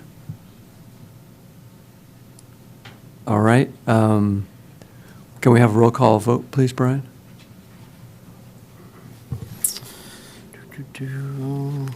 Councilmember Solorzano? Aye. Vice Mayor Alarcon? Aye. Councilmember Lee? Aye. And Mayor Clark. Aye. Motion passes 4-0, and the next item is the Second Amendment to the cooperative agreement with the SBCAG, or Santa Barbara County Association of Governments, for Carpinteria Circulation Improvement Funds. Thank you, Mr. Mayor. Council members, this particular agenda item is the requirement of the Measure A investment plan for use of Carpinteria Circulation Improvement Funds. So this particular amendment, or second amendment, you've seen a first amendment before to this cooperative agreement back in November 2023, where you authorized the mayor to assign the first amendment to the cooperative agreement to this SBCAG, or this SBCAG agreement, excuse me. So what this is regarding the Linden Avenue Improvements Project between Carpinteria Avenue and the Linden Avenue overcrossing or overpass or bridge. So this particular second amendment is requesting for additional funding from SBCAG from this Cooperative Circulation Improvements Fund. And this set of funds is actually in addition to our regular formula allocated Measure A funds. So it's not in other words, not from the Measure A funds that we typically receive on an annual basis. This is in addition, this is obligated funds from the Measure A investment plan. Matter of fact, it's $1 million worth. And this pot of money is towards, and must be towards, transportation, safety, and/or operational improvements. So what that means is, the clarification I've received from SBCAG is, it's non-pavement, but it goes towards traffic control devices, such as perhaps maybe traffic signals or other traffic signage, as well as pedestrian bicycle facilities. So just a quick timeline of how we came about with this selected project, the Linden Avenue Improvements Project. It was back in January 2020, where the Public Facility Site Acquisition and Development Committee selected this project as a candidate for the use of Carpinteria Circulation Improvement Funds. In the same year, in May, both the SBCAG South Coast Regional Planning Committee recommended for an initial amount of $326,430 with this cooperative agreement. And in the same month, SBCAG board also approved the initial cooperative agreement. In November 23, just as I mentioned, your city council authorized the mayor to sign the First Amendment. At that time, the First Amendment was more of a time extension for the use of these funds. So what's before you now is a Second Amendment requesting for additional funds from the Carpinteria Circulation Improvement Funds, and concurrently requesting for a time extension from the Linden Avenues project. So this particular project, with this Carpinteria Circulation Improvements funding, is going to go towards the construction. And we estimated, city staff has estimated that this amount should cover the construction. Of course, we haven't gone out to bid yet. But we've conservatively asked for more money from SBCAG to go towards this particular project, again, from an obligated set of monies that's addition to the Measure A formula funds. So that is what's before you, a Second Amendment to the cooperative agreement with SBCAG. And it's a formality. Actually, last month, SBCAG board approved this cooperative agreement. So they're just waiting on the city to formally execute this Second Amendment.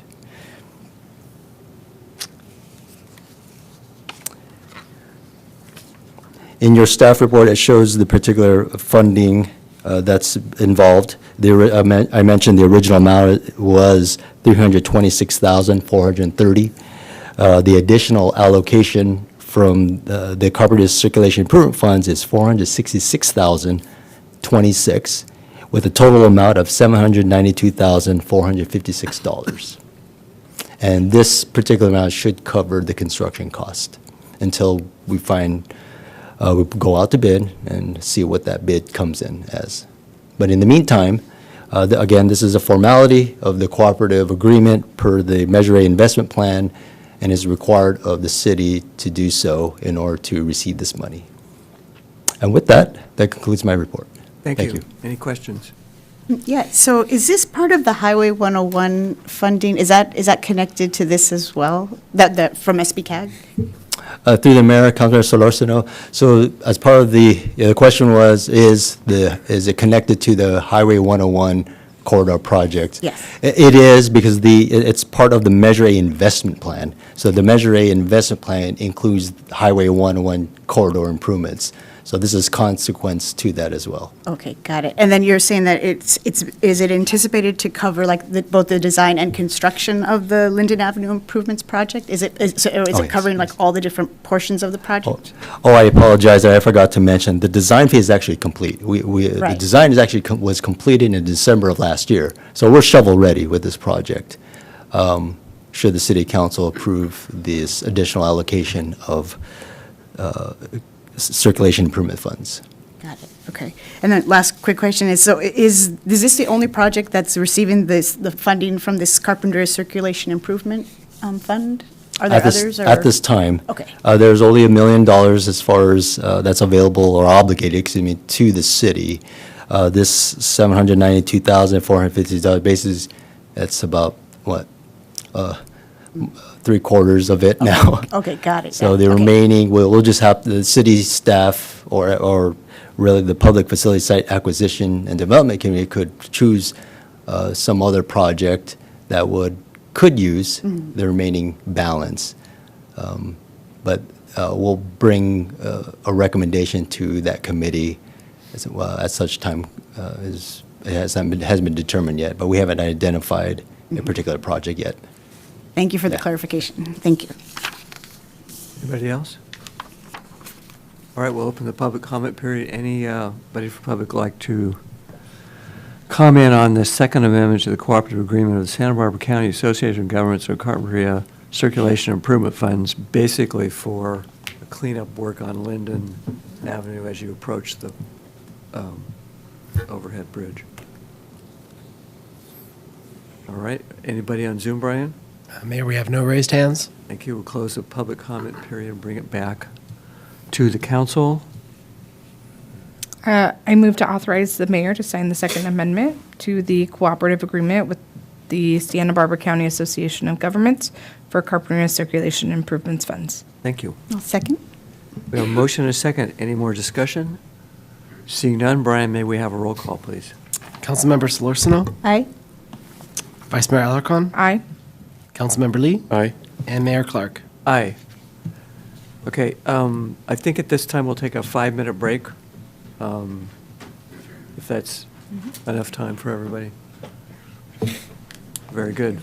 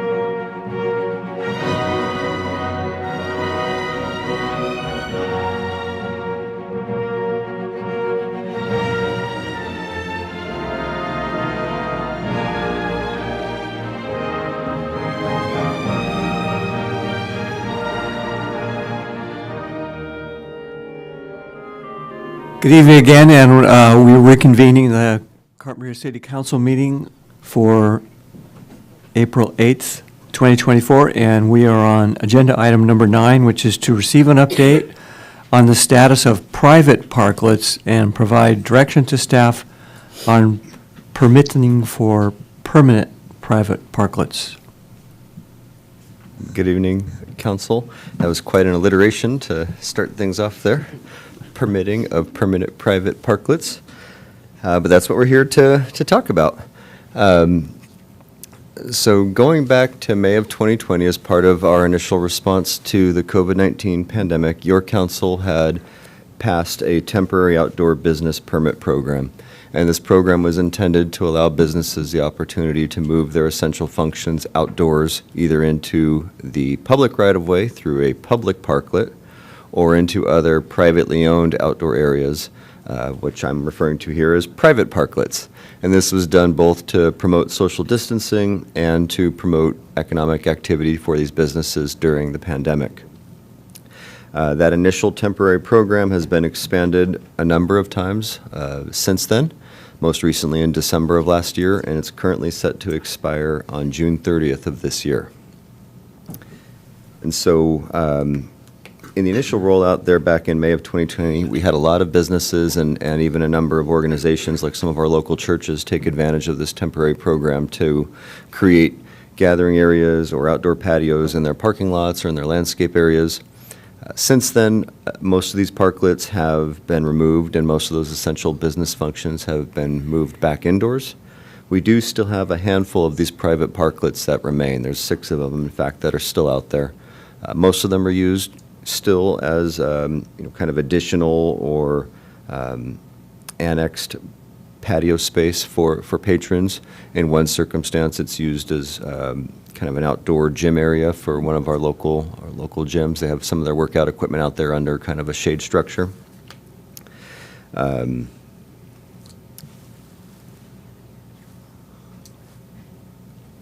Excuse me. So as I was saying, most of these parklets have been removed, but there are these handful of them that are still out there. The ones that are still out there kind of span the variety of installations. Some of them are located in parking spaces, some of them are landscape areas, one of them's in a drive aisle. They vary in terms of their visibility or prominence. Some of them are out right on the street front and feel very much like a public space. Some of them are in a back parking lot area or even in an interior drive aisle, a little bit less noticeable or prominent. They also vary considerably in terms of their design and materials. Some of them demonstrate pretty significant investments that are more or less appear like they're intended to become a permanent feature. Some of them are very much more temporary in kind of investment and design.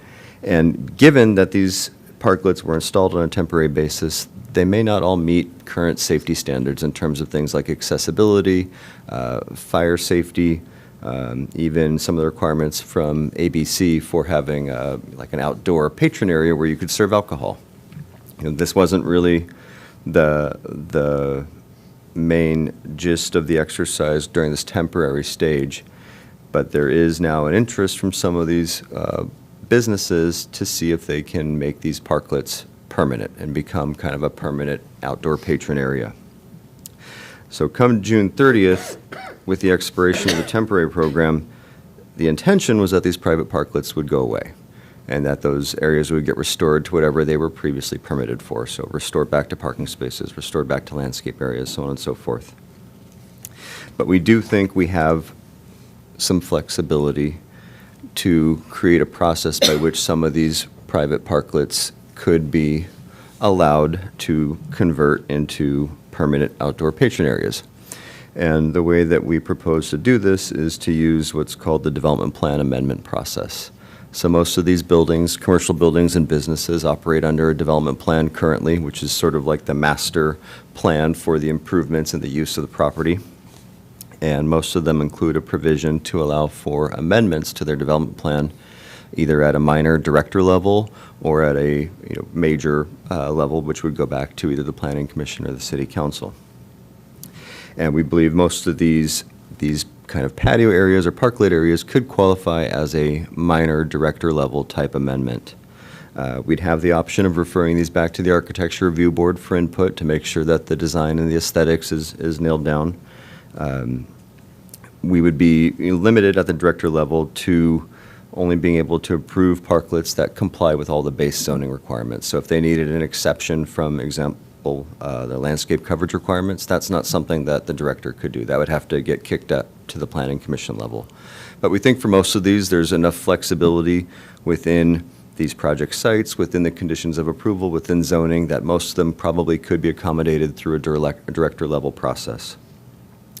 As part of this transition to permanent outdoor areas, the intention would be to encourage applicants or businesses to come in with a design that's safe, that meets current code requirements, and that's permanent in its design, so that it's not looking like just a temporary feature that's hanging out there indefinitely.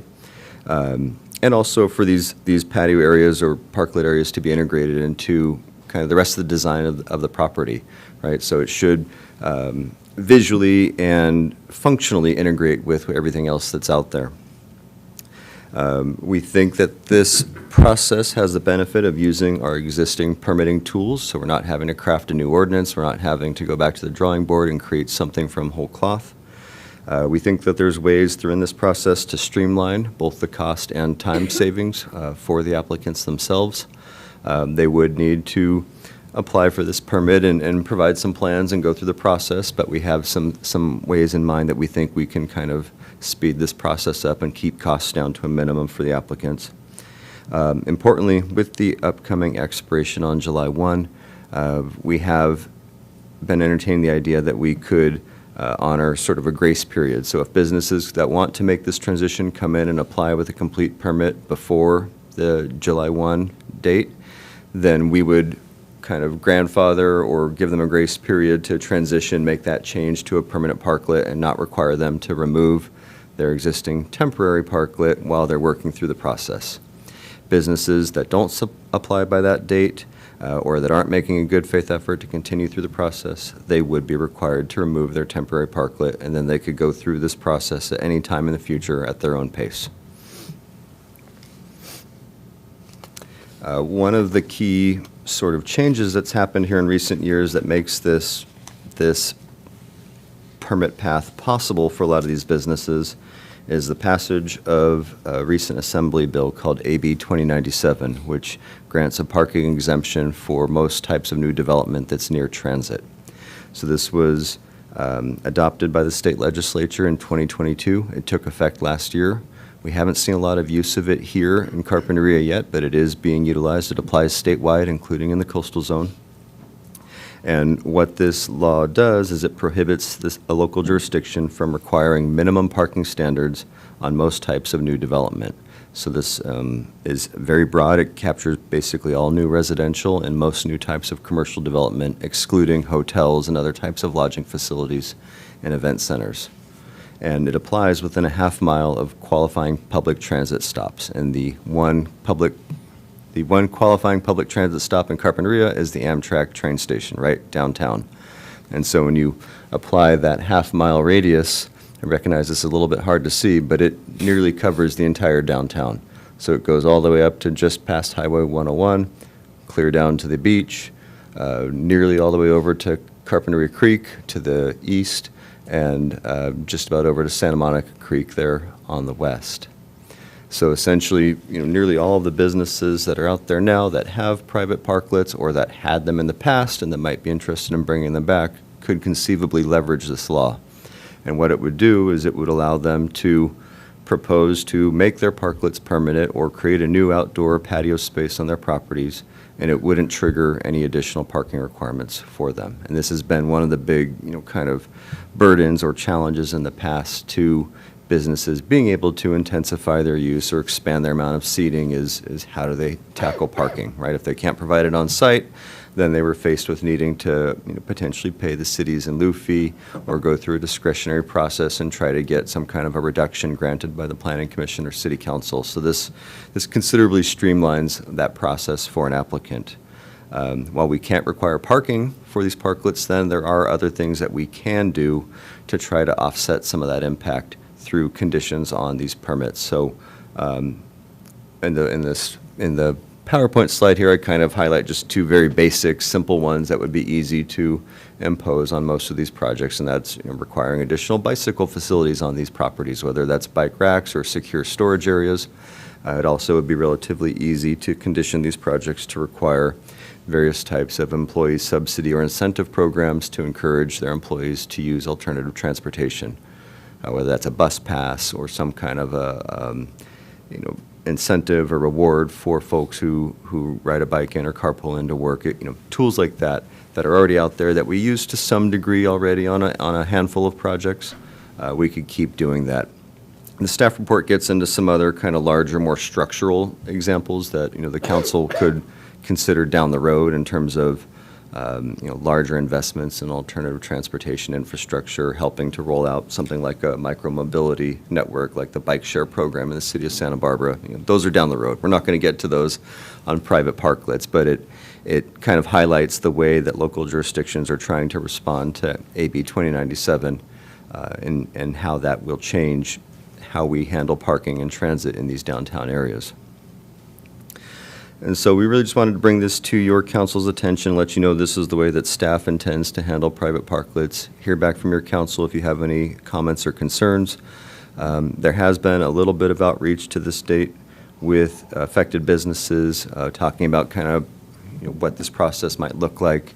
Following tonight, our intention is to do a more thorough outreach to these businesses that have parklets or that have expressed interest in bringing one back and try to outline for them more clearly what these steps look like and get them going on the right path.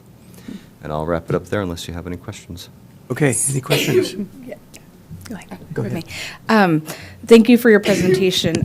So in terms of the parklets in the public right-of-way, we have they're required, or businesses are required to utilize a certain type of parklet structure.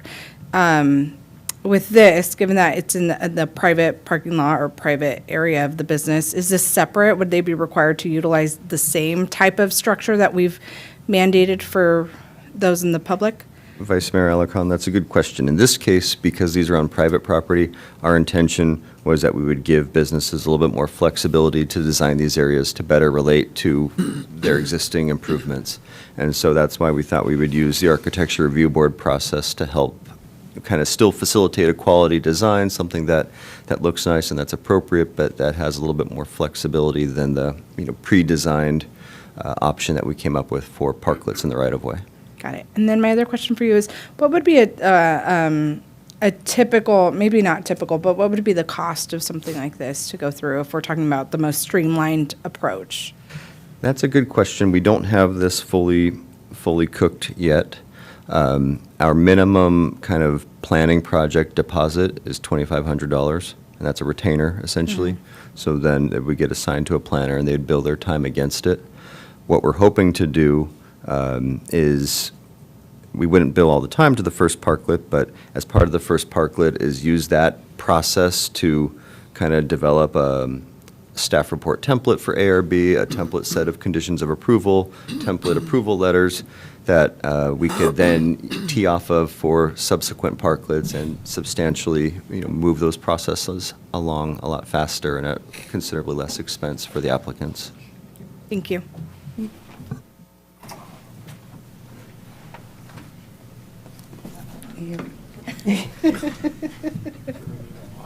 I'm here.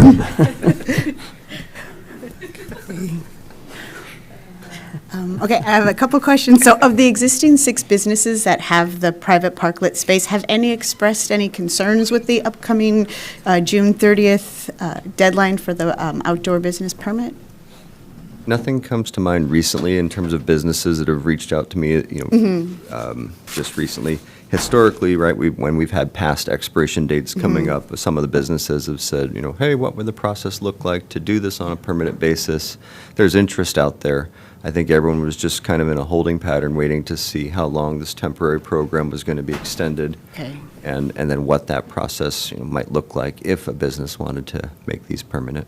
Okay. And then in terms of the AB 2097, so in the staff report, that talked a little bit about the Coastal Commission and then also AB 2097. So if they're, what does it mean when they're trying to harmonize with their different priorities? Because I know we've heard the harmonization term with other housing contexts. Right. So in certain cases, these different housing laws, this is kind of considered in a way a housing law because it's intended to reduce the cost of building new housing by eliminating parking requirement. So in a lot of cases, these new housing laws have what's called a coastal savings clause that may say something like, this law doesn't supersede the Coastal Act, or you need to still meet the intention of both laws. This law doesn't have that language, so this law applies everywhere uniformly across the state. That being said, Coastal Commission recognizes that incrementally over time, as businesses take advantage of this in the coastal zone, it could have a negative impact on public coastal access, right? As there's more pressure put on public parking, it may be harder for people trying to go to the beach or trying to go to the salt marsh to find a parking spot. And so what Coastal Commission suggests that local jurisdictions do is to come up with this suite of tools that you could apply either on a project-by-project basis or at a citywide basis to promote more alternative transportation and try to offset that impact and hopefully encourage more people to use public transit or bicycles to reach the beach and kind of make that infrastructure more robust and more available for the public to utilize. Okay, that's So helpful. that's sort of yeah. the balancing exercise in this context. Okay, thank you for the clarification. And then last question is, what would some of the director level amendments that you mentioned, how might they apply to these 6 existing private parklets? Like, what might those look like where it's a decision that could be made by you instead of it needing to go to Planning Commission? Right, so I kind of glossed through this photo earlier, but it kind of gives a sense of the flavor of our 6 remaining private parklets that are out there. So, on the left-hand side, you have Rincon Brewery, where they've actually invested, considerably in a fence and railing and even some pavers that matches what they have on their permitted patio on the other side of their entrance. Likewise, in the bottom right-hand corner, you have the former Good Plow, now the future home of Giovanni's, where again, this happened during COVID. They were remodeling their existing patio and chose to expand under the temporary program into a couple of adjacent parking spaces. Under the understanding and the risk, right, that they would, if they wanted to keep it permanently, they'd have to come back and get these permits. So examples like those, I think, are pretty straightforward, where the designs are high quality, it's integrated into the rest of their improvements. We might take it to the ARB as sort of what we call a matters by staff type item, like kind of almost like a consent type item, just to make sure that they're okay with it, but it would considerably streamline the process. In the past, I don't have a photo of it up here, but the Worker Bee Cafe used to have a temporary parklet that came down just sometime in the last few months. That was very much more temporary. It was like a kind of an easy-up awning that was anchored in place with different things. If that business owner wanted to come back and do something there permanent, right, and build like a nice trellis and kind of make a formal patio, that would go through more of like a proper ARB staff report type process, have that opportunity to get input from the design review board and kind of finalize and fine-tune that design. And then, from there, it would come back to the director to really just do that cursory, does it meet all the other zoning requirements? Are there any conflicts with other conditions of approval that are on that permit? If not, then we can approve it and move it along with just a simple letter from the director. Got it. Okay, thank you very much. Quick question or clarification. Is the photo on the right-hand corner the photo of the outdoor gym? I can't tell. Vice Mayor Alarcon, yes, that's behind Carpinteria Fitness there next to the post office. Got it. In the Masons Lodge. Thank you. And to be honest, I'm not sure whether the intention is for that to still be used by the public or if that's just there for, maybe somebody's private use.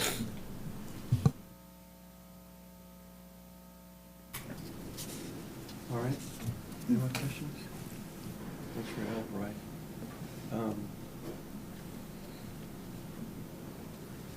Okay, we'll open up to the public. See if there's any public comment on this item. Your mic. Sorry. Okay, we're going to open up the public comment period on the private parklets? Anybody from the public? Oh, very good. Can you fill out a speaker slip when you get a chance? Thank you so much. Welcome. I notice you don't have anything for Esau's or Rodrigo's Chavos up there. They're not at all nice looking like the ones you've got pictures of. I hope that those be addressed. That's all. They're all looking pretty red. Okay, thank you.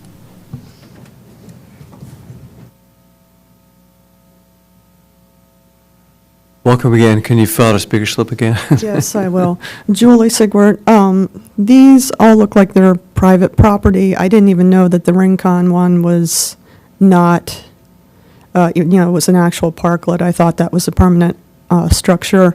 So my question, the Esau's and, like Carlina was just mentioning, are those temporary? Are those coming down? And the comment that I really want to make is that I have a concern about parking in the city in general. It's getting harder and harder. If it's private, it might not be so bad, but we've got new structures going up downtown. There are some times where I just can't park. I have to park blocks away, like if I want to go get a pizza or something like that. And this whole thing about public transportation, we really don't have public transportation in this town very much at all. We have the train, but I don't know of anybody who really uses it on a regular basis. It's expensive. If you're trying to use the public transportation, the bus, most of the during the rush hour, it runs every 30 minutes up to Santa Barbara, but otherwise it runs once an hour. We used to have the downtown shuttle that went around, and I don't think that we have that anymore, which, that is something that could potentially solve some of these problems that we're talking about. And then the other thing is that as a person who bikes around this town a lot, downtown there's some bike racks, but in a lot of places throughout the city there isn't a lot of bike racks to put your bikes. Like, a lot of the Bluffs areas could use improvements as far as bike racks and so forth. And so I'd encourage more of a cohesive plan for bicycling and public transportation in this town, because right now it's not very workable. Thank you. Thank you. Okay, anybody on Zoom, Brian? Mayor, we have no raised hands.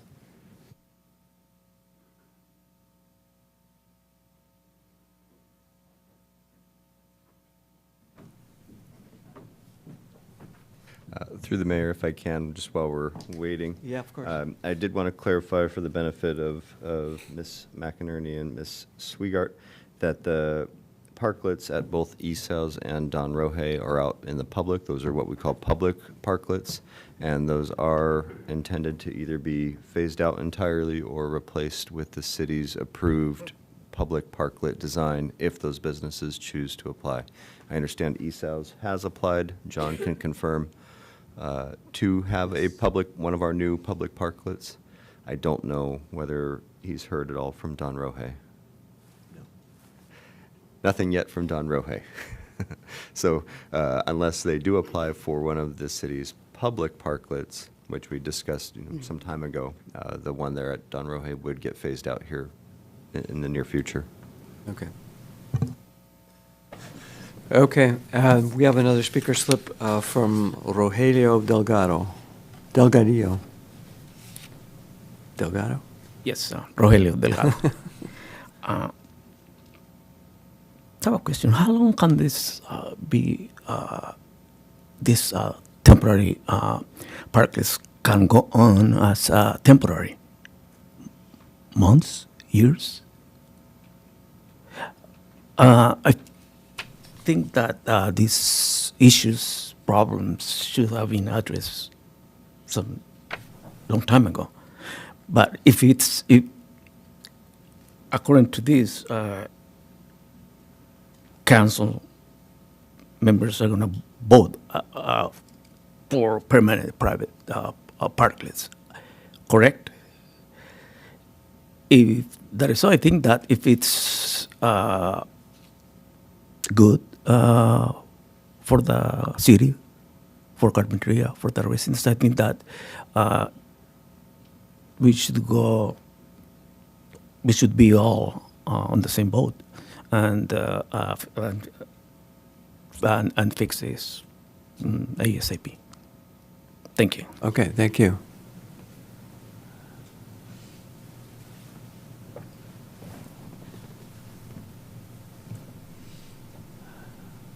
All right. Oh, One more question. Anybody know anything about Metrolink? That was supposed to come in April. where the public comment period is still open, so you may come to the microphone and ask a question. We'll allow that. Metrolink. What's the status on the Metrolink? I have no idea myself. Does anybody know that? Through the mayor, I've heard rumors as well that it's eventually coming to the South Coast, but I don't know the timeline of that. Yeah, I've heard actually there's two proposals for that, from sort of competing, not necessarily competing, but collateral transit type organizations, but I haven't heard any deadlines or target dates or anything on that, so. Right, and I think just, to the point of Ms. Swigert, right now, the train station is not a convenient, kind of commuter method, but I think that the intent of AB 2097 is to be forward-looking and anticipating that where there are these existing train stations, that they will, over time, allow for, something like a Metrolink or other types of commuter rail to come on board, and that does eventually make it into a more feasible alternative transportation tool. Yeah. Especially if people could plan ahead, where they're going to go when they get here. Okay. Bring it back to the council. I'll move to receive and file an update on the status of private parklets. And I'm not sure if we have direction to staff concerning permitting for permanent private parklets. I'm not sure if that's part of what we want to say. Well, I think in terms of direction, I saw in the staff report in terms of staff proposing to provide those businesses who apply by June 30th, an extended grace period. Yeah. And then the piece that I might need some additional clarification is, Nick, I believe you mentioned in terms of some other ways to, if they're going to be taking parking spots, then we could impose some. You can Vice Mayor finish Eller- my thoughts. Vice Mayor Alarcon, I don't know that it's anything that we necessarily need, kind Direction of right now. direction or Okay. authorization from your council on. It was really more just informational to say that, when one of these parklets would have triggered additional parking, now that we can't require it, we can do these other things instead, like require them to install additional bike racks. Got it. Okay. Thank you. The parking's gone. Parking's gone. Yeah. And I agree about the grace period, too. Yeah. So then, did you have anything to add? No. Okay. So I'll amend the motion to say, I move to receive and file an update on the status of private parklets and agree with staff recommendation concerning the grace period for existing permanent private parklets. Second? All right. All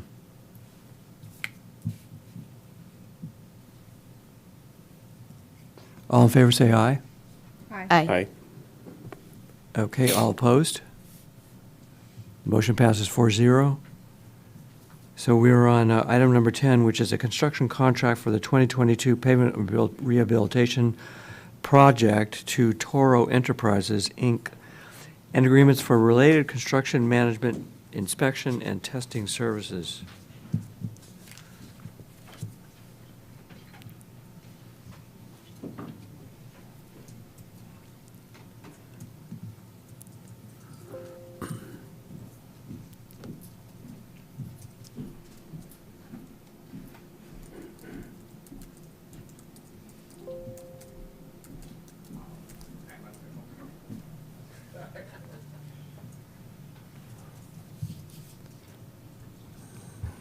Thank you for waiting, council members. So what's before you is actually 3 recommendations in the staff report, and I'll go through each recommendation.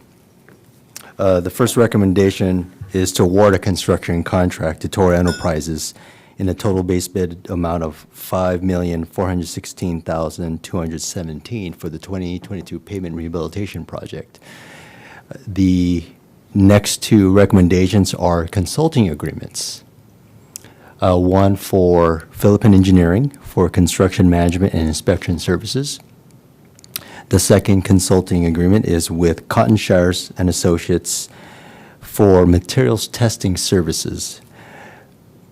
Collectively, or summation of these contracts and agreements amounts to the $5,950,000 that is before you to consider. So, as part of this project and other pavement projects in the past, the city has solicited bids for the construction contract portion and has used staff augmentation services to ensure that the project, especially the pavement project, is delivered per plans and specifications. So the construction management that's being proposed, that city has proposed to use Philippine Engineering will perform that inspection and administration of the construction contract. And one of the questions I have been asked is, why can't city staff do the construction management? So this particular, it all depends upon the complexity of the project. This is a heavier load for city staff to do, especially a pavement project that's citywide. It's not a particular one location. This is a citywide effort to repave or resurface roads of different parts of the city, north, south, east, and west. So that's the reason why there's a proposal to use consulting services for construction management to help augment city staff, because this would basically take a full-time effort to make sure the contractor is performing and building or constructing the pavement per plans and specifications. The other consultant, Cotton Shires and Associates, that is for materials testing. That is a particular specialty service that the city does not provide or has the qualifications for, because it actually is testing of pavement, make sure it gets compacted right. There's also concrete improvements, and I'll go over the particular scope of work of this project. And so those are particular contracts that's before you. And then, like I mentioned, let's start with the scope of the work. The scope of the work of the project, yes, it's a pavement project, and it's going to be what I call heavy duty. It's not a slurry seal type project. This is actually rehabilitating the roadways that is in dire need. Maybe it's probably the best adjective I could use, because they are different streets are involved.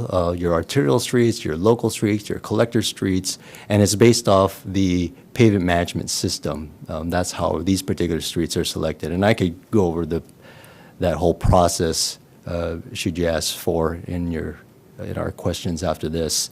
What I'd like to do is show you the streets that are involved as part of this project to refresh your memory. And I will zoom in and zoom out, or zoom in, excuse me, these particular streets here. So on the south side of the freeway, we have Vallecito Road between Carpinteria Avenue and Highway 101, this entire stretch. And let me touch on this a little bit too as well. Vallecito Road, and I'll go through this for all the streets. It's not just the pavement. We're also going to address surface drainage improvements, because one of the biggest enemies, so to say, of a pavement structure is water. When water is not drained correctly or properly away from the pavement structure, you're going to have undermining of the pavement. So Vallecito Road is going to be receiving curb. It's a similar curb like you see on 3rd Street. It's on what we call a rolled curb or mountable curb. It's not your conventional curb and gutter. This particular road, Vallecito Road, is a narrow roadway, and we understand and we see that folks park on the street, and we want to provide enough, we want to provide, still continue to provide parking in front of the residents here. So it's not going to have restricted width. We're going to use, just like Third Street, if you haven't gone to Third Street, it's that mountable curb, so your car could mount over or drive over the curb and park in front of your house, basically. Moving on to Star Pine Road, very similar to Vallecito Road, there is no curbing gutter, or actually there is, but islands of it. And what this particular project is going to do is rehabilitate the pavement, provide or construct surface drainage improvements, i.e. curbs, or excuse me, gutters, mountable curbs or rolled curbs. And at the same time, there is a drainage issue on Vallecito and Star Pine Road intersection. If you live in that neighborhood, it does get inundated because it's just legacy storm drain, underground storm drains that the city has inherited back in the day. And really what it does, it actually, there's a culvert underneath Vallecito Road, and it actually, the culvert dumps, so to say, the stormwater, surface water runoff onto these properties here. So what this particular drainage or subsurface drain is going to do is, or propose, we're going to connect that to an existing drainage inlet that was constructed by the highway project, the Highway 101 project by Caltrans. So we're going to redirect this drainage away from the Vallecito Star Pine Road intersection onto this drainage here because it does connect to the Caltrans right-of-way storm drain. So we're going to address the Star Pine Road pavement and address the much-needed drainage improvements there. Moving on to Cameo Road and Burns, that has full curb and gutter. That is strictly pavement rehabilitation. Moving on to El Carro Lane. El Carro Lane is strictly pavement rehabilitation.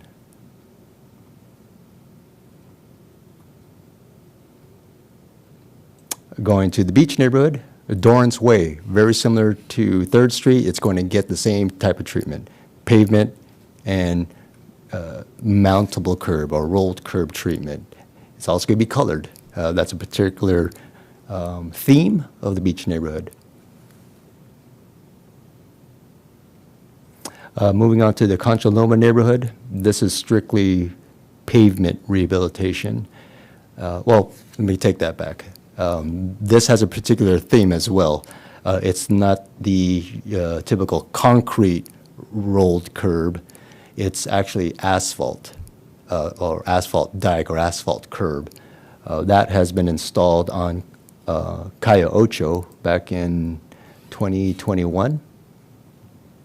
So it's going to have, we wanted to make sure the drainage, surface water drainage is conveyed correctly on these streets because these streets on Concha Loma, they don't have curb and gutter. What we want to do is provide the gutter treatments. That way the surface water could drain away from the edge of the pavement. So Callejon and Retorno are going to receive pavement in addition to this asphalt curb. The north side of town, off of Darriesa Street, we have 3 cul-de-sac streets. Myra, Lisa, and Kathy streets. These are cul-de-sac streets. These are will receive pavement treatment or pavement rehabilitation, as well as curb gutter, sidewalk replacements. So there's actually existing curb and gutter and sidewalks there. In addition to the pavement distress, there's also the street trees, but those street trees are going to be maintained. what we're going to do for the street trees are we're going to root prune the trees, especially the roots that are buckling sidewalks and lifting up pavement. But even without those particular acute areas, these 3 streets already have exhibited distress anyway. So we're doing all these cul-de-sac streets. And there was a question raised, is Via Real going to be repaved? Yes. So this is the 4,000 to 4,100 block of Via Real.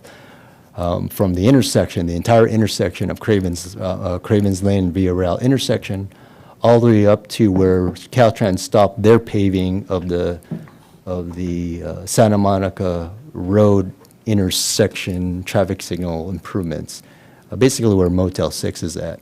So it's a pretty long stretch. This particular part of Via Real on the east side, yes, we recognize, we observed, it's in dire need and is part of this project. Those are the particular maps or location maps for the project. Moving on just to the more information about the project, the contract time that the contractor must complete the project is 120 working days. Sometimes the contractor will complete it. This particular contractor, what's before you, Toro Enterprises, they have experience with this type of work. Matter of fact, they constructed, like I say, the 2021 pavement rehabilitation project. So they know this city as far as the geographic area. They'll be able to come in and knock this out. As part of the additional, or as part of the recommendation, there's also a request by city staff to approve a budget appropriation because there is a shortfall in this project amount, especially from the bid that came in. And the amount is additional appropriations, $840,250. I do want to point out there's typographical error in the staff report on page 2. It's not $1,176,250 of the appropriation. Strike that out for the record. The additional appropriation that city staff is recommending for is $840,250. Lastly, as part of my presentation, as a reminder, this project, as well as the next project, has been identified by your city council as a critical infrastructure per the Capital Improvement Plan study session on March 19. And with that, opening up to questions. I do. Thank you. Okay. Go for it. Traffic control on Via Real through Cravens. Years ago, we had a pavement project, and it was a nightmare. To get from Casitas to City Hall took an hour.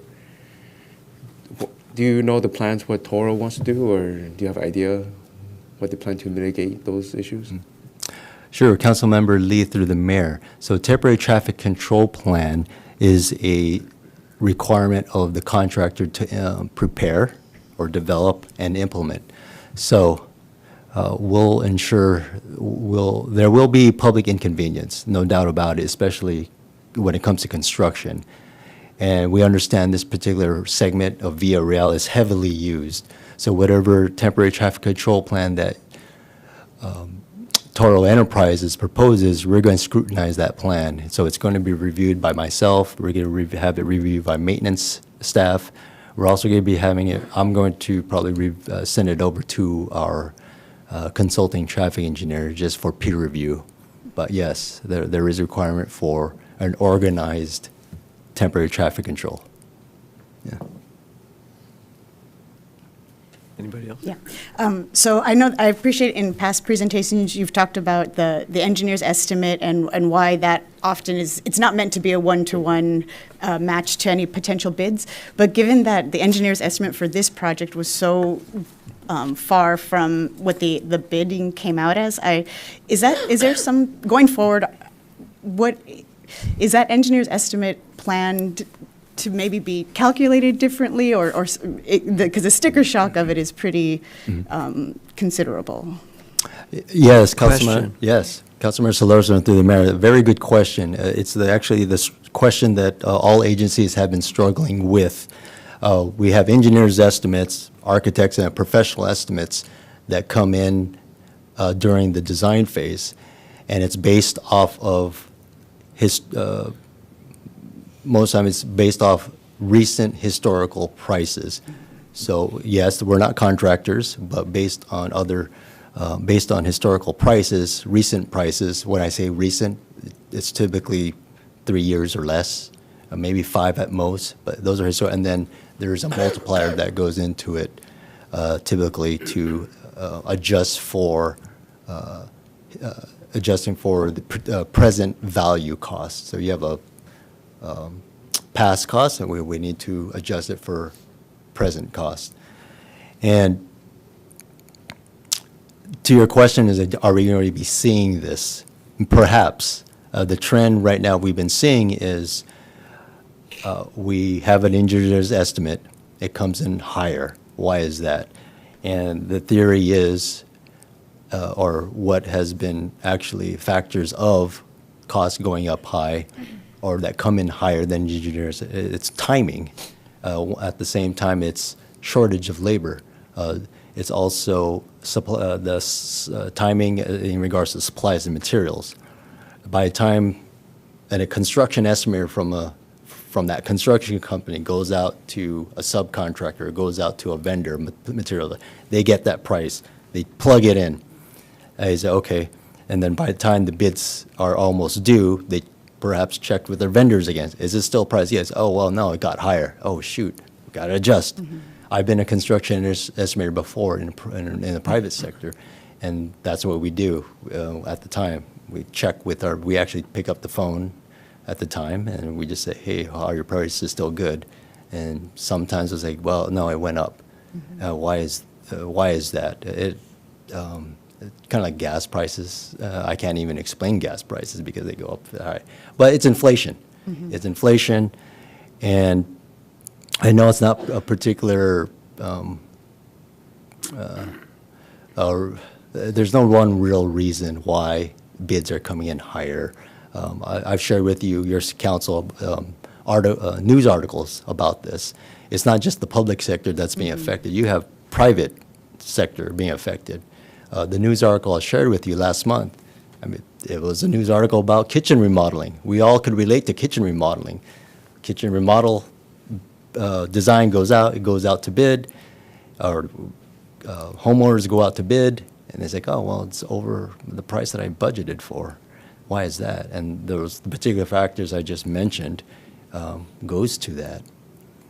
So are we going to be seeing more this trend? Maybe, more than likely. But I do know that when we reject bids and we go out to bid, there is no guarantee that we're going to get a lower bid. Our past experience so far, as far as our track record goes, if we reject a bid, we put out the bid, and it's more. I think that news article I mentioned that was forwarded to you, the advice, so to say, is if you could afford it now, buy it now, because it will go up if you rebid it. So what you have before you, this is a tough decision because, yeah, this is a lot of money for this pavement project. It's kind of almost draining the coffers on this, so to say. But you could pay for this if we've freed up monies. If we could afford to pay it now, we should pay for it now. It is critical infrastructure that we're talking about as well. And so kind of a follow-up question is, so in terms of maybe your public works colleagues in other local cities, what are some of the ways that they're responding to this situation of just the bids coming in so high? I mean, for cities that similarly sized to Carpinteria, I mean, are they going out to bid for less projects? How are different cities dealing with it? Sure, as far as you know? Councilman Solorzano, they're pretty much doing what we're doing. If we could afford it, they're buying it. Because they have also realized, for example, they put it out to bid, or they reduced some streets to see, oh, okay, we put it out to bid, but it comes in relatively the same cost as if the original design. I can't speak for the other agencies, of course.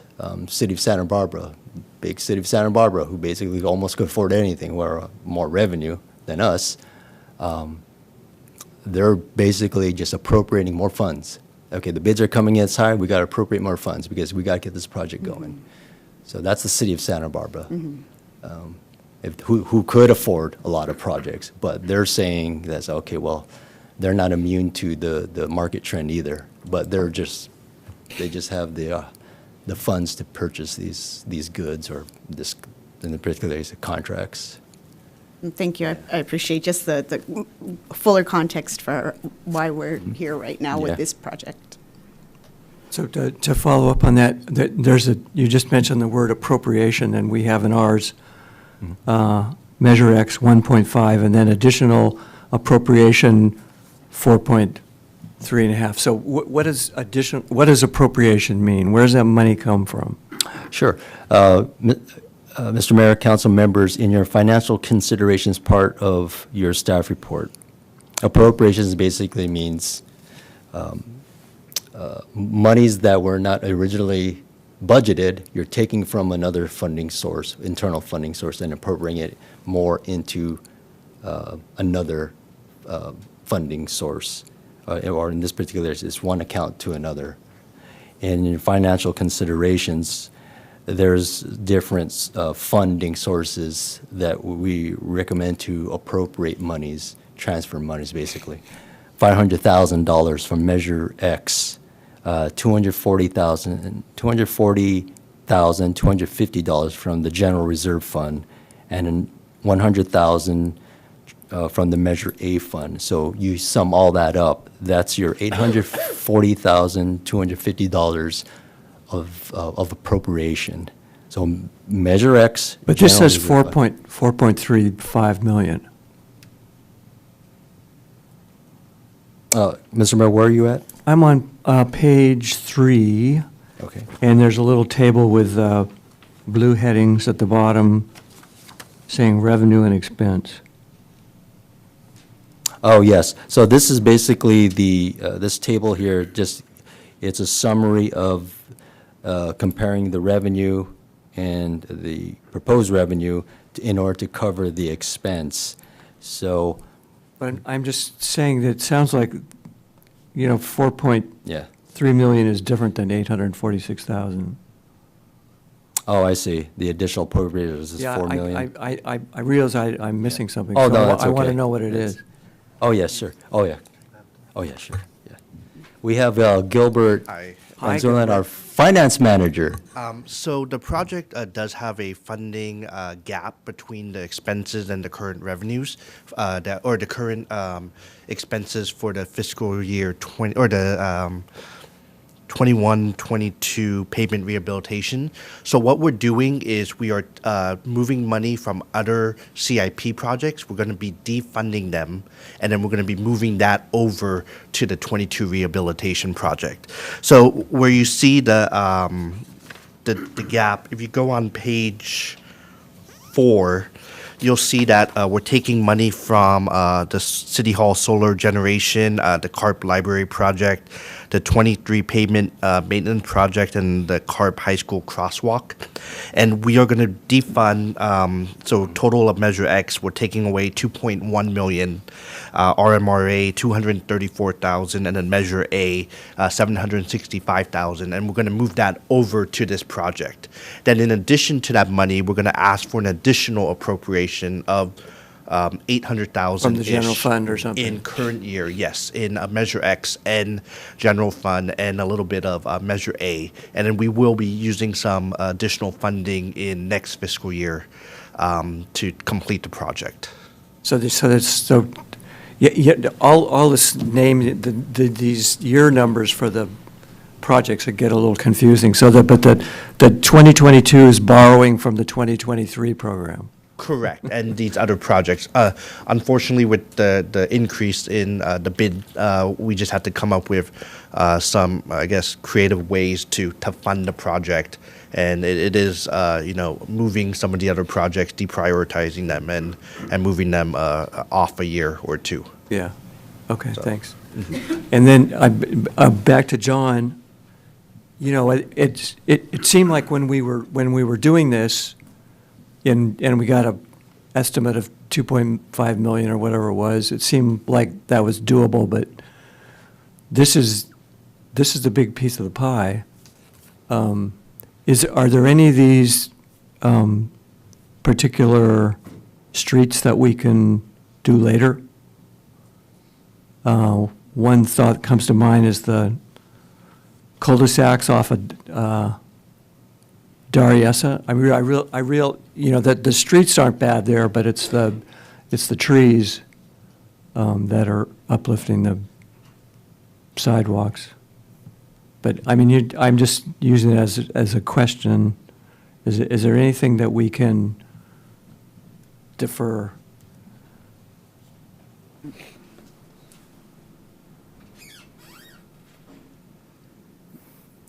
Mr. Mayor, I would say no. I know the particular streets that you mentioned, the cul-de-sac streets, and these streets were selected based on PCI. And that's the objective way to select streets. To put in this project, yes. So I do know there's certain streets on this list that are not going to get pavement. In the background on page 2, where it has a table there, like for example, Kramer's Circle, that's not being paved. That's actually getting more drainage, surface drainage improvements there. So that Kramer's Circle is being deferred, but we want to take care of the drainage there because it does get inundated as far as drainage goes. But as far as these streets go, this is pretty hard. I can't pull out a street and then go and say, oh yeah, this probably could be deferred, because when it comes to a rehabilitation level, maybe I could put this in context. When it's at a level of rehabilitation, if you're on a rehabilitation list, your PCI is basically poor to fair, or poor to fail, excuse me. Unlike a maintenance type street, where if it's a pavement maintenance project, your streets are fair condition. Could we defer you a little bit more? You could. But when it comes to a pavement rehabilitation level type street, this one's pretty difficult to take out of and defer more. Okay, and so then my next question is, going forward, are we going to be having $6 million paving projects every year? So, Mr. Mayor, this project and the 2023 pavement project are basically the streets that we have in the books. We don't know right now how many more projects we could afford to do. But basically, we basically have this project. There's a lot of streets in this project. There's also a lot of streets in the 2023 pavement maintenance and rehabilitation project. But I think in our budget workshops, internal workshops we have going on to date, it's basically we've budgeted for, or we're proposing a budget for those two projects alone. Anything after the 2023 pavement rehab, that one we'll need to look at our financial health, so to say, if we could afford 2024, 2025, and so on. But I think we're just taking this a little bit at a time, considering our financial health at this time. This is not a little bit, this is Yeah. a lot of bit. Mm-hmm.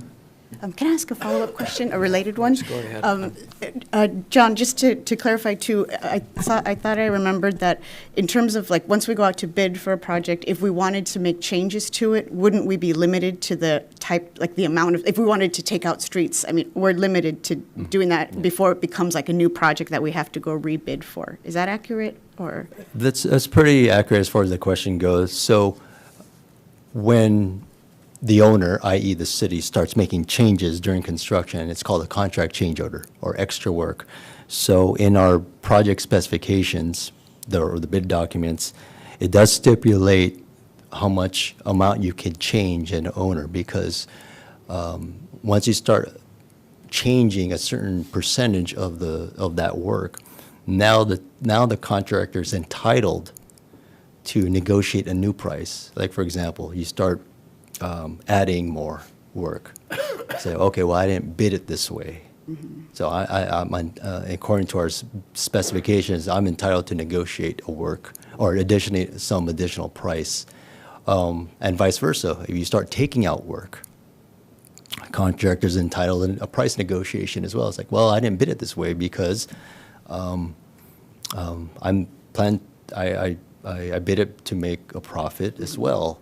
Now you're taking away that, and now my cash flow is going to be affected. So they're entitled a negotiation of a contract price. It could be higher, it could be lower, but that's the thing with change orders, especially when you start changing or adding and subtracting work. It's typically in the design phase where, okay, well, we can't afford those streets. Let's just take that out. And mind you, actually, this list of streets has been narrowed down since the concept of this project. I get that. The point is that knowing what the cost of the stuff is now, that in the future, we can't be so aggressive. Right. There's just not enough money. That's the point. Agreed. That's right. In the CIP study session, it was mentioned about our capital projects where we have to prioritize. That's the word I think I mentioned. Critical infrastructure and essential services buildings. A lot of the wants we can't have at this time. We do have critical infrastructure that needs your attention. And I pointed it out, and you prioritize that as far as capital projects go. You pointed that out, you provided city staff direction as what's considered critical infrastructure, which is good. Because back in the day, we were just spending money on certain wants that weren't critical infrastructure. But now we're at a point in time where there's deferred maintenance, and this is what's the consequence of that, unfortunately. If I can add on to that, just a couple things from my job is, so the 2-year annual work plan that we're preparing to take on later this year, and was something that we spoke about as we prepared this 1-year plan, was to get on the cycle of the city council.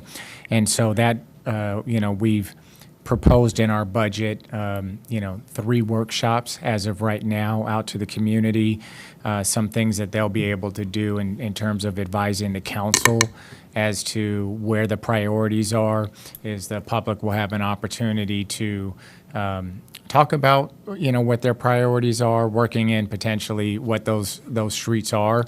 Right now, we're using the criteria of the PCI, of the pavement condition index, but there'll be other things in terms of utility and public feedback that will be able to be taken into consideration.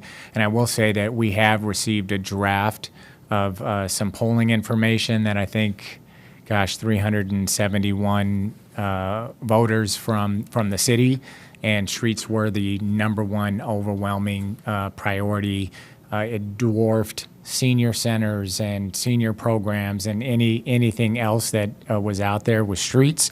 And so we certainly know we have public engagement there, and so I look forward to taking that as this annual work plan process and helping to get more feedback from the council on where our limited dollars should be spent, and also educating the public during that process about the limited dollars that we have, because in addition to addressing streets, there's also things that are not going to be addressed, and it'll be important for the public to understand that as well, and why some of those things are happening. So at least from that perspective, we will be engaging in a new process this year to help better inform you all. All right, anybody else? Okay, I'll open it up to the public.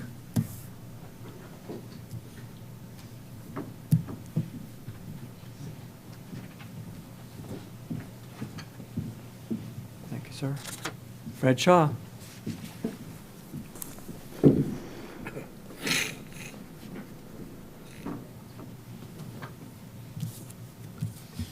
evening, Mayor, Council, staff.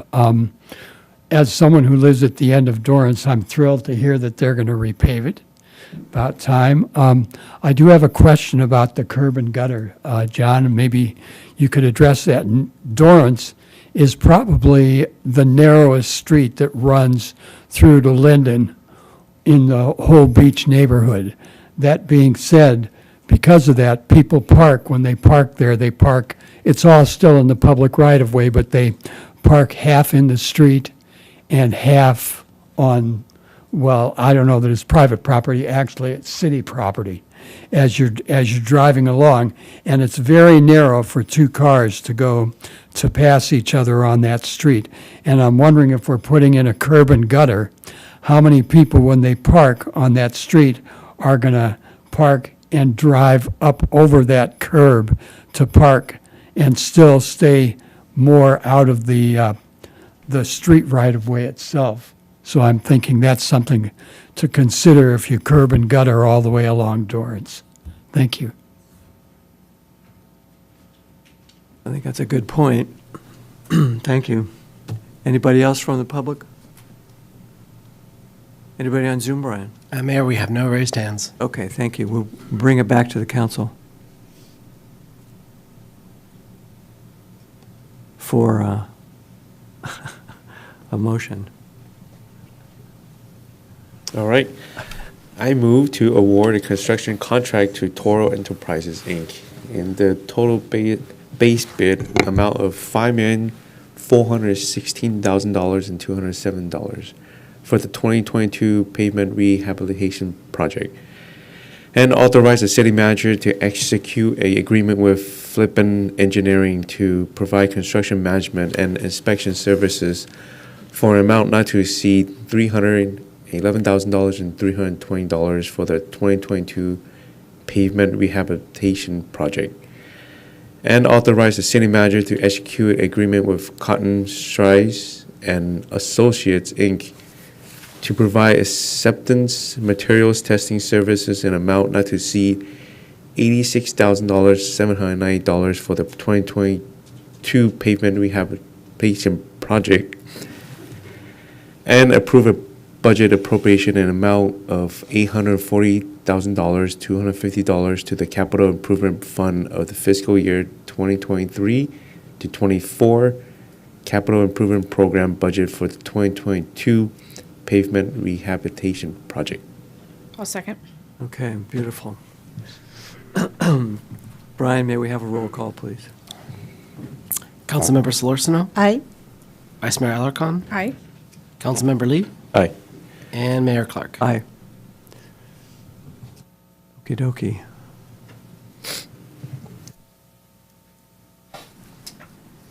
Number 11 is approval of a budget appropriation for the Franklin Creek Trail Improvement Project for fiscal year 23-24.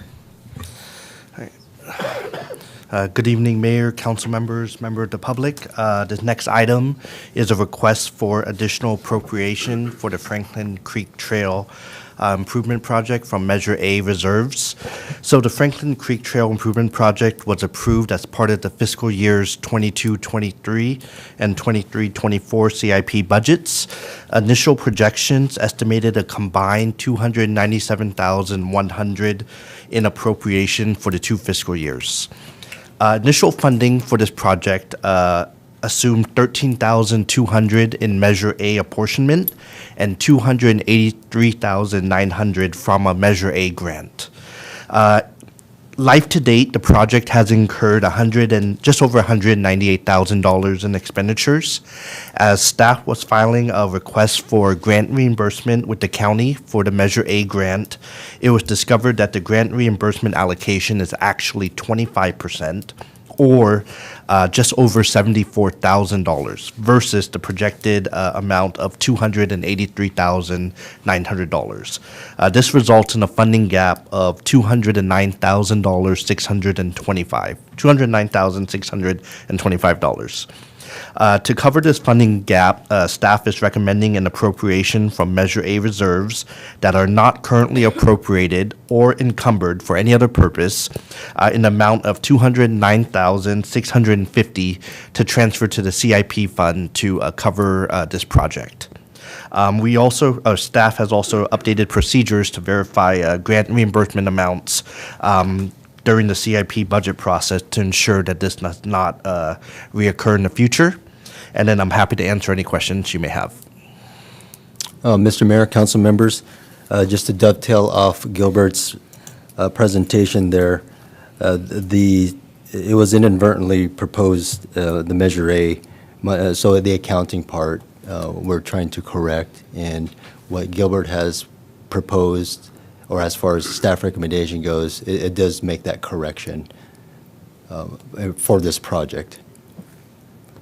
So is this the whole project, or is this one part of the project? This is up through the design phase. This So doesn't this is for include construction. design? Yes. Okay, and then how much is construction? We don't know, right? Right now, we don't know, however, the staff has obtained community development block grant funding from the County of Santa Barbara, or CDBG funds, a little more than $500,000.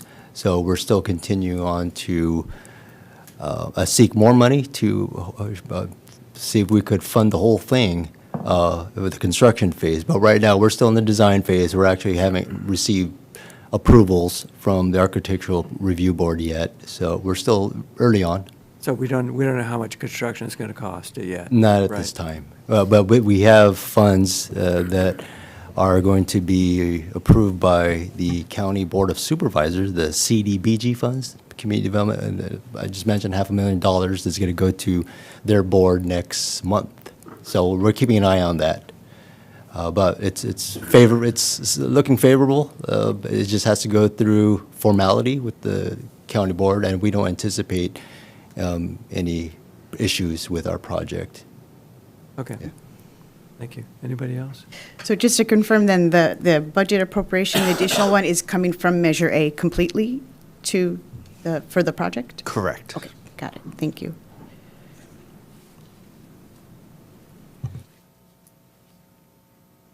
Anybody else? All right, we'll open up the public comment period. Anybody wants to comment on the budget appropriation transfer for the Franklin Creek Trail Improvement Project? Anybody on Zoom, Brian? Mayor, we have no raised hands. Thank you. Okay, I'll bring it back to the council. I move to approve a budget appropriation of $209,650 to the Measure A fund to transfer to the Capital Improvement Projects Fund for the Franklin Creek Trail Improvement Project. I'll second. Any further discussion? Seeing none, Brian, may we have a roll call, please? Councilmember Solorzano? Aye. Vice Mayor Alarcon? Aye. Councilmember Lee? Aye. And Mayor Clark. Aye. Okay, motion passes 4-0.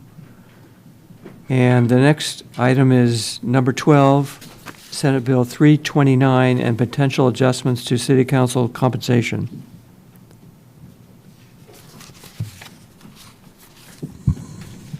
Mayor and Council, this will be a partnered presentation, although that mostly involves Teresa doing all the talking and me just sitting here watching, so as she pointed out from our last partner presentation.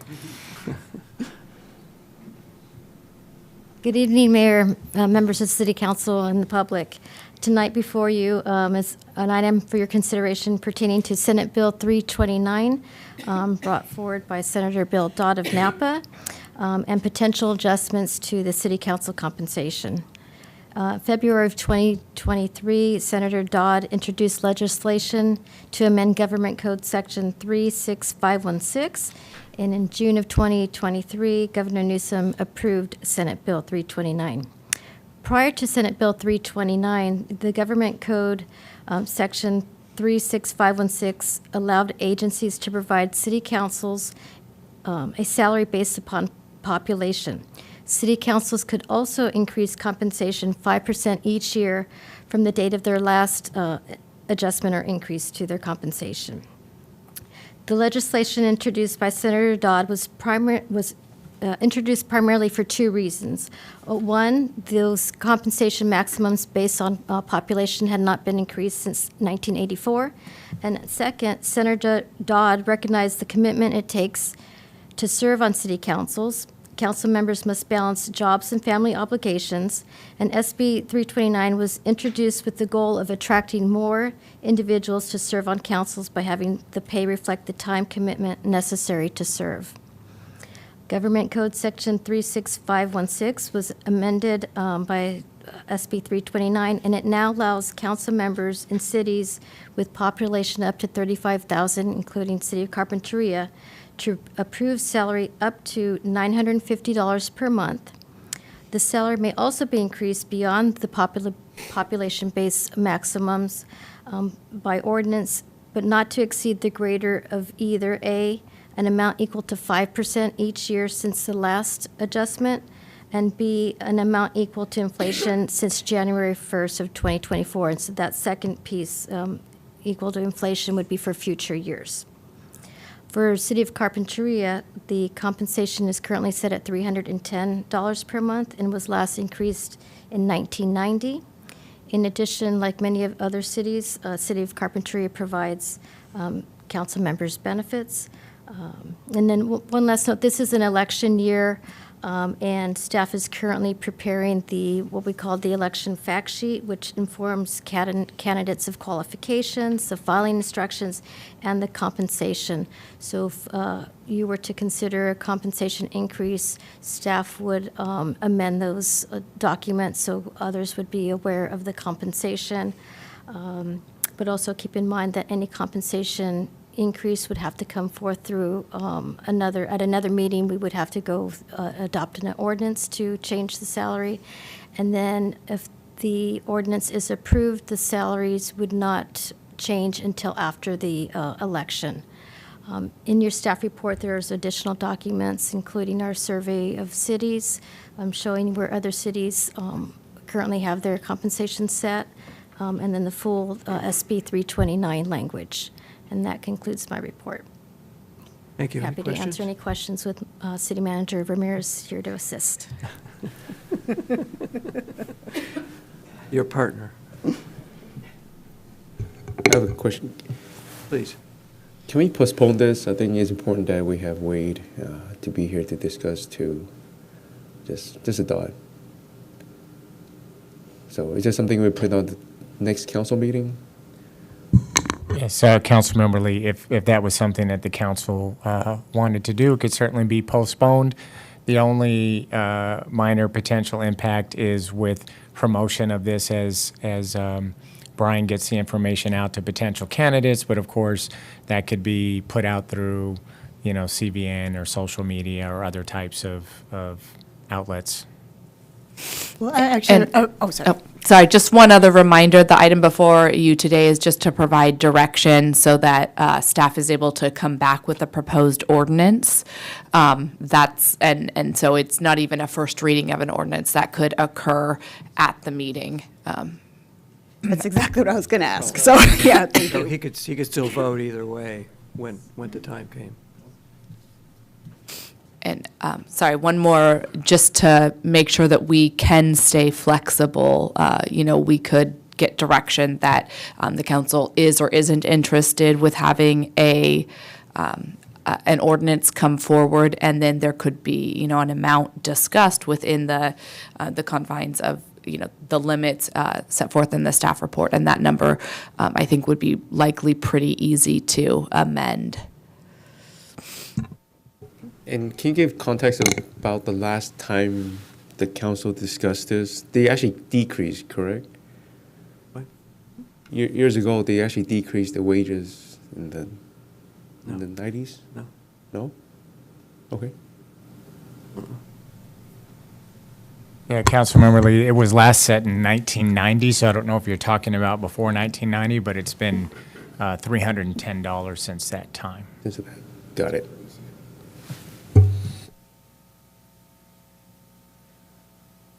Anybody else? Do you have any speaker slips, Brian? You're getting your exercise tonight.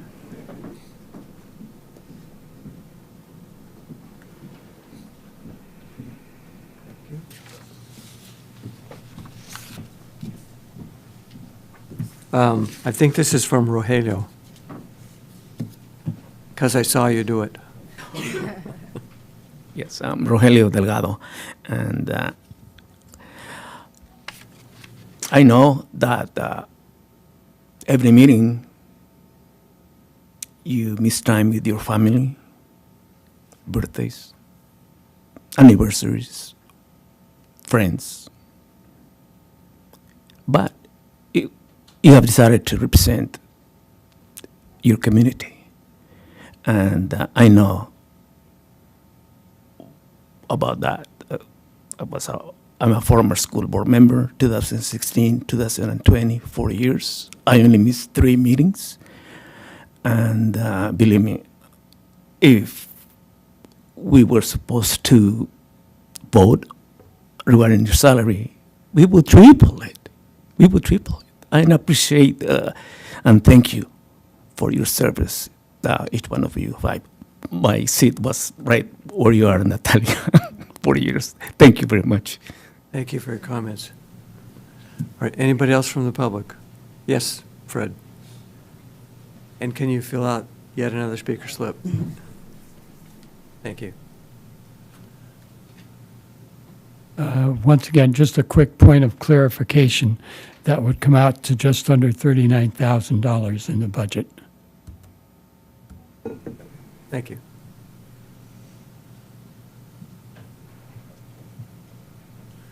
All right, anybody on Zoom, Brian?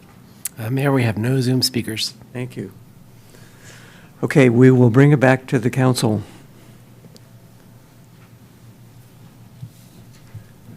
I'll start. First, I want to say that thank you to the council for the hard work. We love what we do, right? We serve the community. This is not a career for us. This is doing civic duty. We have millions of dollars in deferred maintenance, and the timing, I believe, is bad.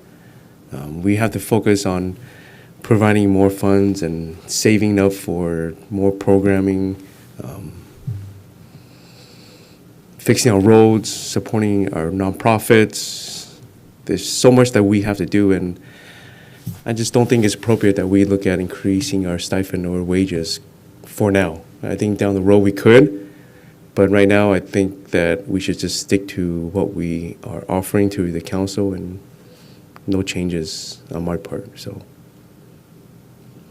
I appreciate those comments, and I agree that there's a lot of costs that we have to consider with the budget, but I also think that this ends up being an issue. It's a bigger issue than just the 5 of us here. It's also looking forward to who's able to serve on council, and it really is an issue of equity and inclusion and diversity in a lot of ways, because for people to have the privilege to serve means, it does mean giving up time. It means childcare issues. It means, we all have full-time jobs too, right? And so I think if we want to looking ahead, if we want a council that is representative of the people who live in Carp and the people whose issues we really need to be considering when we think about the budget, I think we need to make it as possible as we can for different types of people of different backgrounds to be able to serve, not just people who have the flexibility of a schedule to be able to go to all of our committee meetings and to go to not just the council meetings, but all of the other things that we have to do. And I think that given that it hasn't been increased since 1990,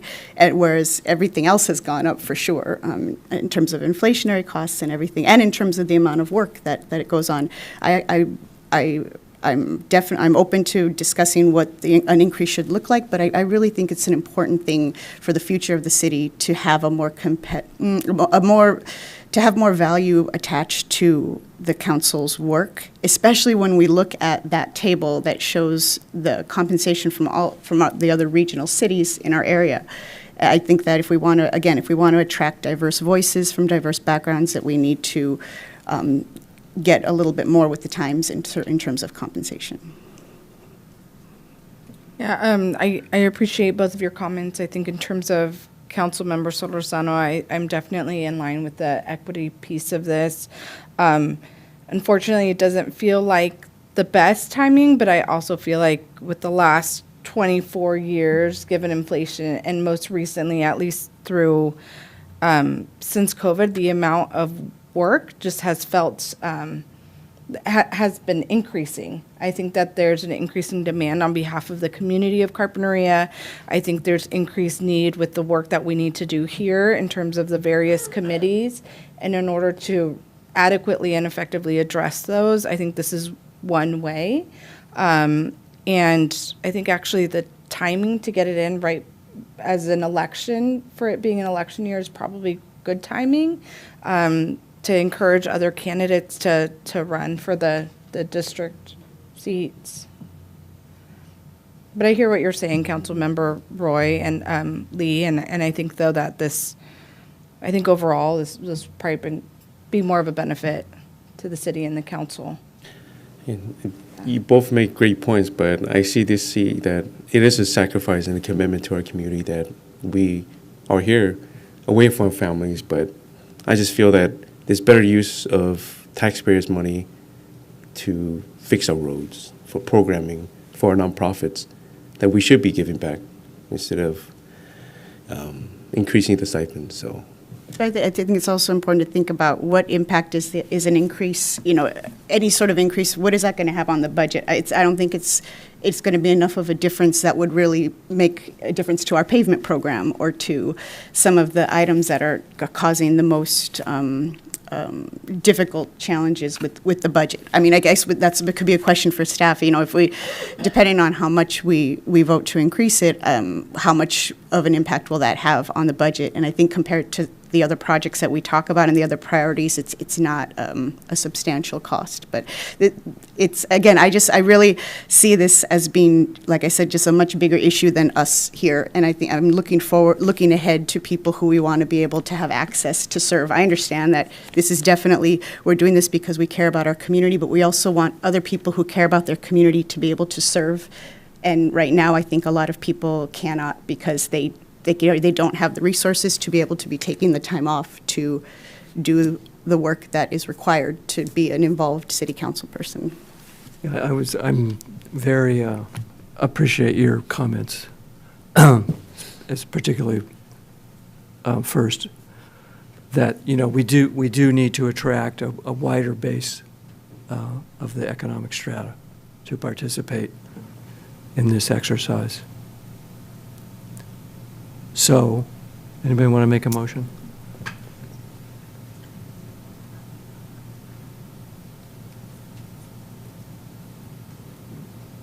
Do we want to determine how much of an increase that we want to look at? We can look at a range. So, yeah, so we can do that. I mean, I'll throw it out there to look at a range between 600 to 950. Mm-hmm. Okay. That sounds good to me. Okay. If I can help add a little bit, so we did a number based on just the inflation amount, which what would it be to make no increase, but keep $310? 'Cause you said 24, it's been 34, years since the last So this is like, this is like the increase. cost of living. Yeah, so to give absolutely zero increase from 1990, but to keep the $310 worth $310, they gave that example of the 5%. But of course, the bill didn't allow it to be compounding, so we took 34 times 5 and then multiplied that. Inflation, of course, is compounding, but using the formula they gave, I think it was 837, did I remember correctly? Yeah, so $837 would keep $310, 310. So for all intents and purposes, it would be no increase from 1990, and increasing up to the allowable maximum of 950, which again, you can go beyond that, and which is why they provide those other things, would, Future years. oh, yeah, in future years. You know, the 950 up from the 837 to 950 would be somewhat of an increase from 1990, which would potentially reflect the increased amount of, because I think if we go back to 1990 and find an agenda, the amount of committees and things that you had on there were probably fewer. So that would reflect any increased work. But 837 would essentially be a non-increase from 1990. So maybe we want make the lower end higher instead of 600. Okay, right. So 837? Yeah. Mm-hmm. Mhm.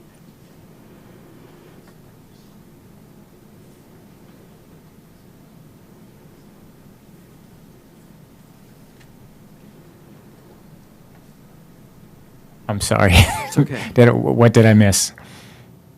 I think we might be ready for a motion. I think we're ready for a motion. Yeah. As long as you guys are, because you're conferring over there. Yeah, we So we're are. going to do something. about math, but I think. Yeah. Just math. And also, one of the other things that you'll notice that you didn't really bring up in the discussion was that several agencies have a different compensation between the mayor and council members. And so it has been customary here. I believe that it's always been the same. But if you look at those other agencies, there is a difference because of, again, considering the time commitment. And I don't know whether you want to discuss that or not, but that's another thing you might notice from the I think survey. everybody should be the same. Yeah, I would Then, the concur with mayor that. just, Yeah. has the honor of doing more work. That's right. That's okay. Okay, I can try to do the motion. So I move to receive and file the report and provide direction to staff to return with a range between $837 and $950 per month increase.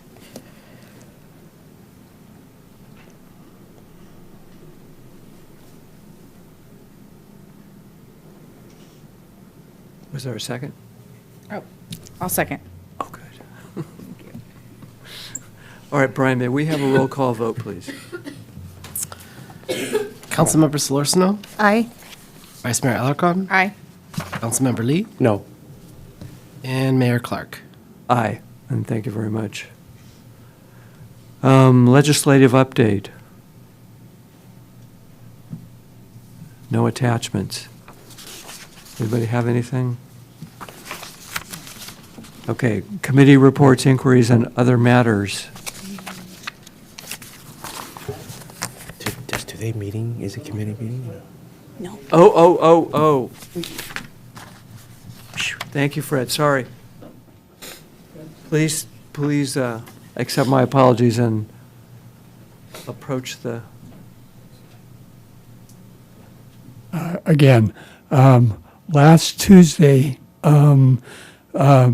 Assemblymember Wicks from Oakland and Attorney General Rob Bonta introduced AB 1893, which theoretically is supposed to clarify the builder's remedy.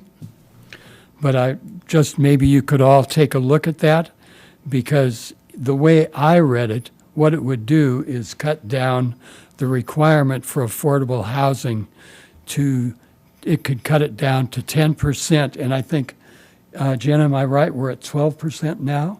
for anything that's built. So it would cut it down to 10%, and this is if you don't have an approved housing element, which I don't believe we have yet. And if it's under 10 units, then there would be no affordable housing element required. So that could change our affordable housing here in the city. Yeah. So at least look into it and see whether or not that's something maybe we should Yeah. write a letter about. Yeah, thank you. That's just sure. further proof that these laws are Thank you. not about housing people, but about building buildings. Except 10%. All right, any committee reports?